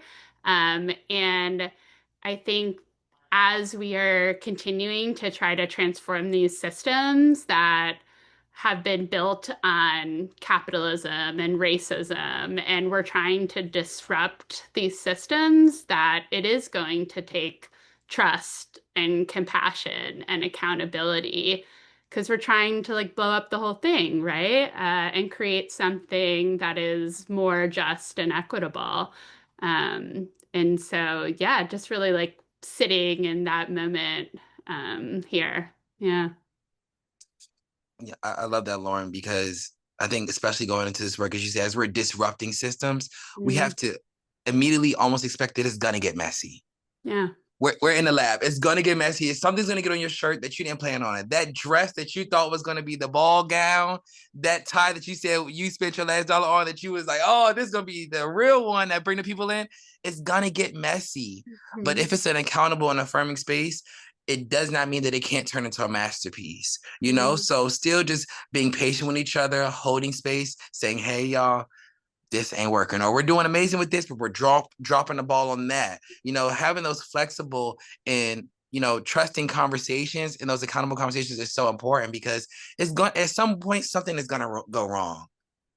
As it does. As it does, but there's always space to improve is what I'm hearing. And through these bold approaches, I think that there's definitely can be a lot of beautiful opportunities that we all can walk away with to kind of empower our organizations, empower our individual communities that we are a part of. So I love all of this.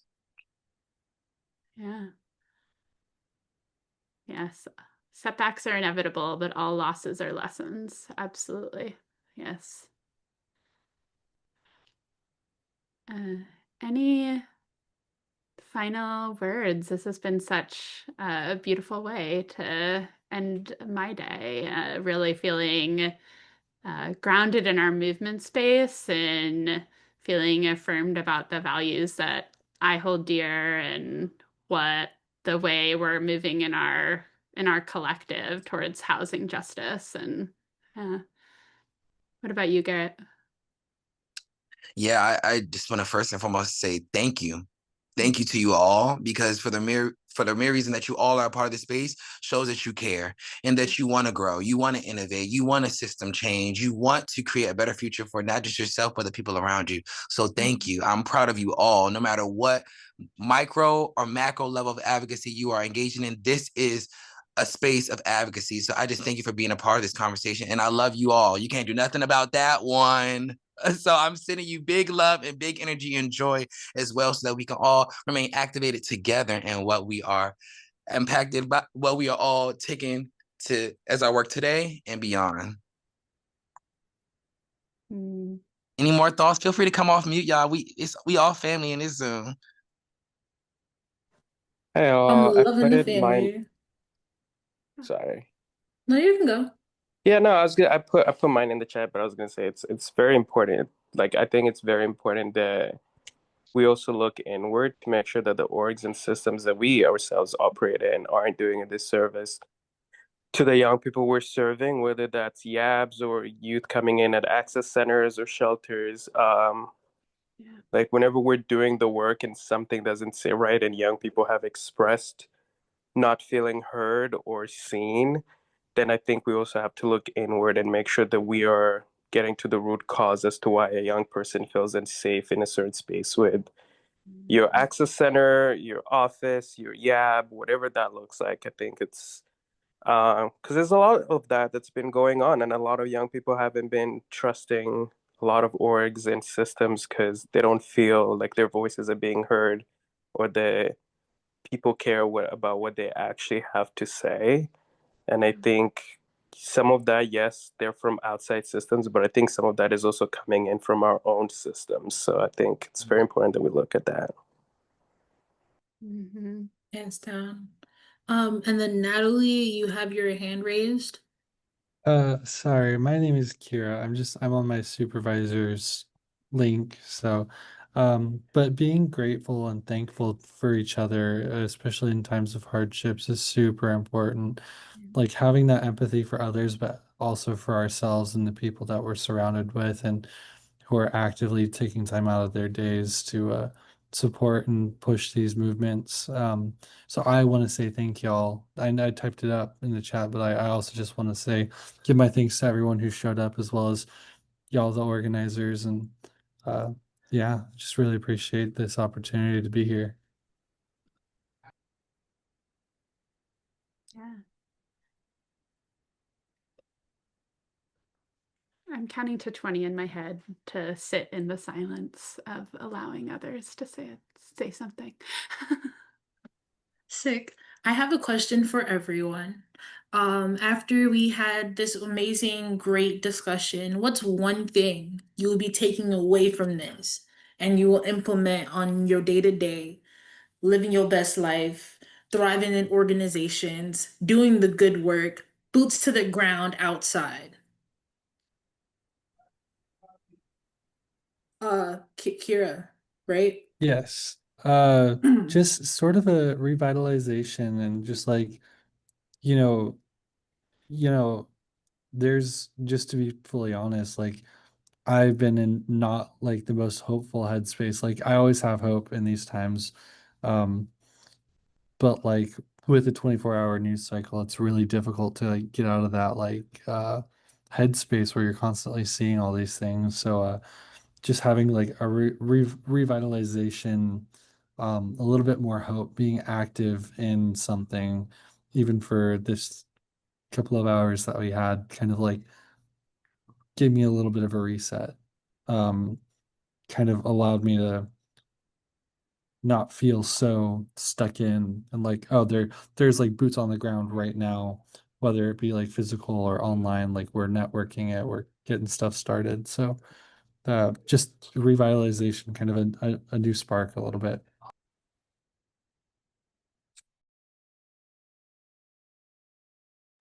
I'm loving it. Some of the things that we got in the chat, Jasmine said, making sure to actively listen and educate the youth that she works with on using their power, aka voices, to create change around them in their communities, and also reminding them that they are needed to help change and grow. I agree. I think for me, what I'm going to end up taking away from this is being able to continuously be flexible because at any given moment, something could change.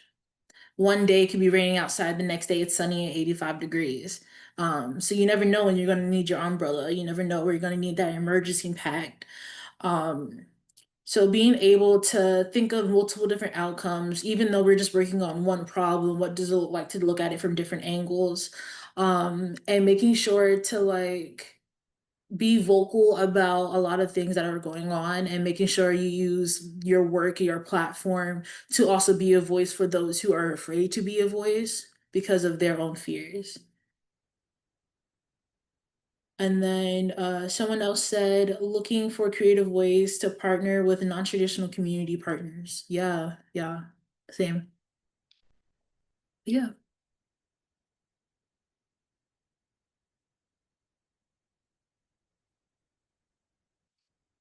Would anybody else like to answer the question?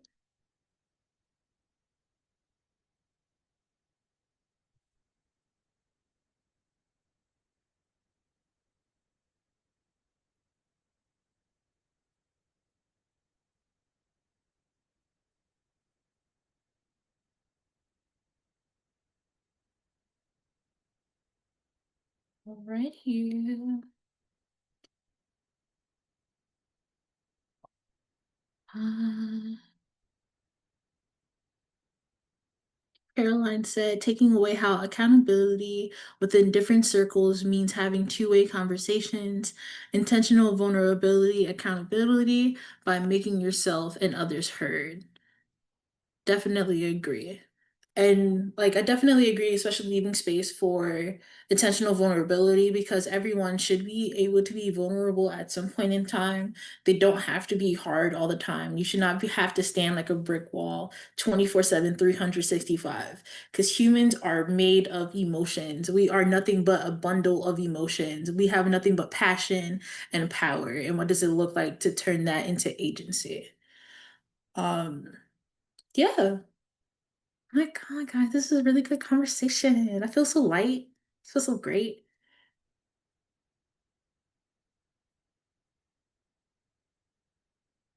And then Lauren said, to wrap us up, dream big. Life will surprise you every time. Everything is possible. And I agree. And I love that hands down was the perfect way. Perfect way. Lauren, do you have anything you would like to say to wrap up your segment? No, just like so much appreciation for the conversation and for Garrett and for We Home America for hosting. And yeah, just really grateful for the moment we got to have in this space. Garrett, what about you? Echoing similar, if not the same. It's been an absolute pleasure of mine to share space with you all, to hear your expertise and to share some just best next steps so that we can remain activated in an affirming and healthy way, to create sustainable outcomes that work for us all. So I really look forward to seeing you all again soon and seeing you all in better places, okay, with more growth. So thank you all. Have an amazing, what is it? Wednesday? Oh my gosh. I was about to say Friday. Have a good rest of your Friday. Oh my God, Wednesday. See, it happened. I'm blaming it. It's Friday Eve Eve. Yup. Yup, Jasmine. Yup. Friday Eve Eve. Okay, I'm ready for the weekend, y'all. Sorry. It's okay. We all need a break, especially with everything going on. It's okay to think about the good things in life, and hold on to the good things. If you're looking forward towards the weekend, hold on to it. I know I'm looking forward to it. I'm going fishing. It's going great. Um, Alrighty, y'all. So we invite you to take the next 5 minutes or so to connect and network with one another, whether that's dropping a hello in the chat, exchanging contact info, or sharing a reflection on everything that has happened today. This is your time to build relationships, to learn more about the incredible people doing this work alongside you. To help foster ongoing connection, we are sharing a Google spreadsheet in the chat. Feel free to add your name, email, organization, and any social media handles at your leisure. This will serve as a living resource to stay in touch, collaborate, and to continue the conversation sparked during this gathering today. So let's take a moment to pour out into the community because we are strong together.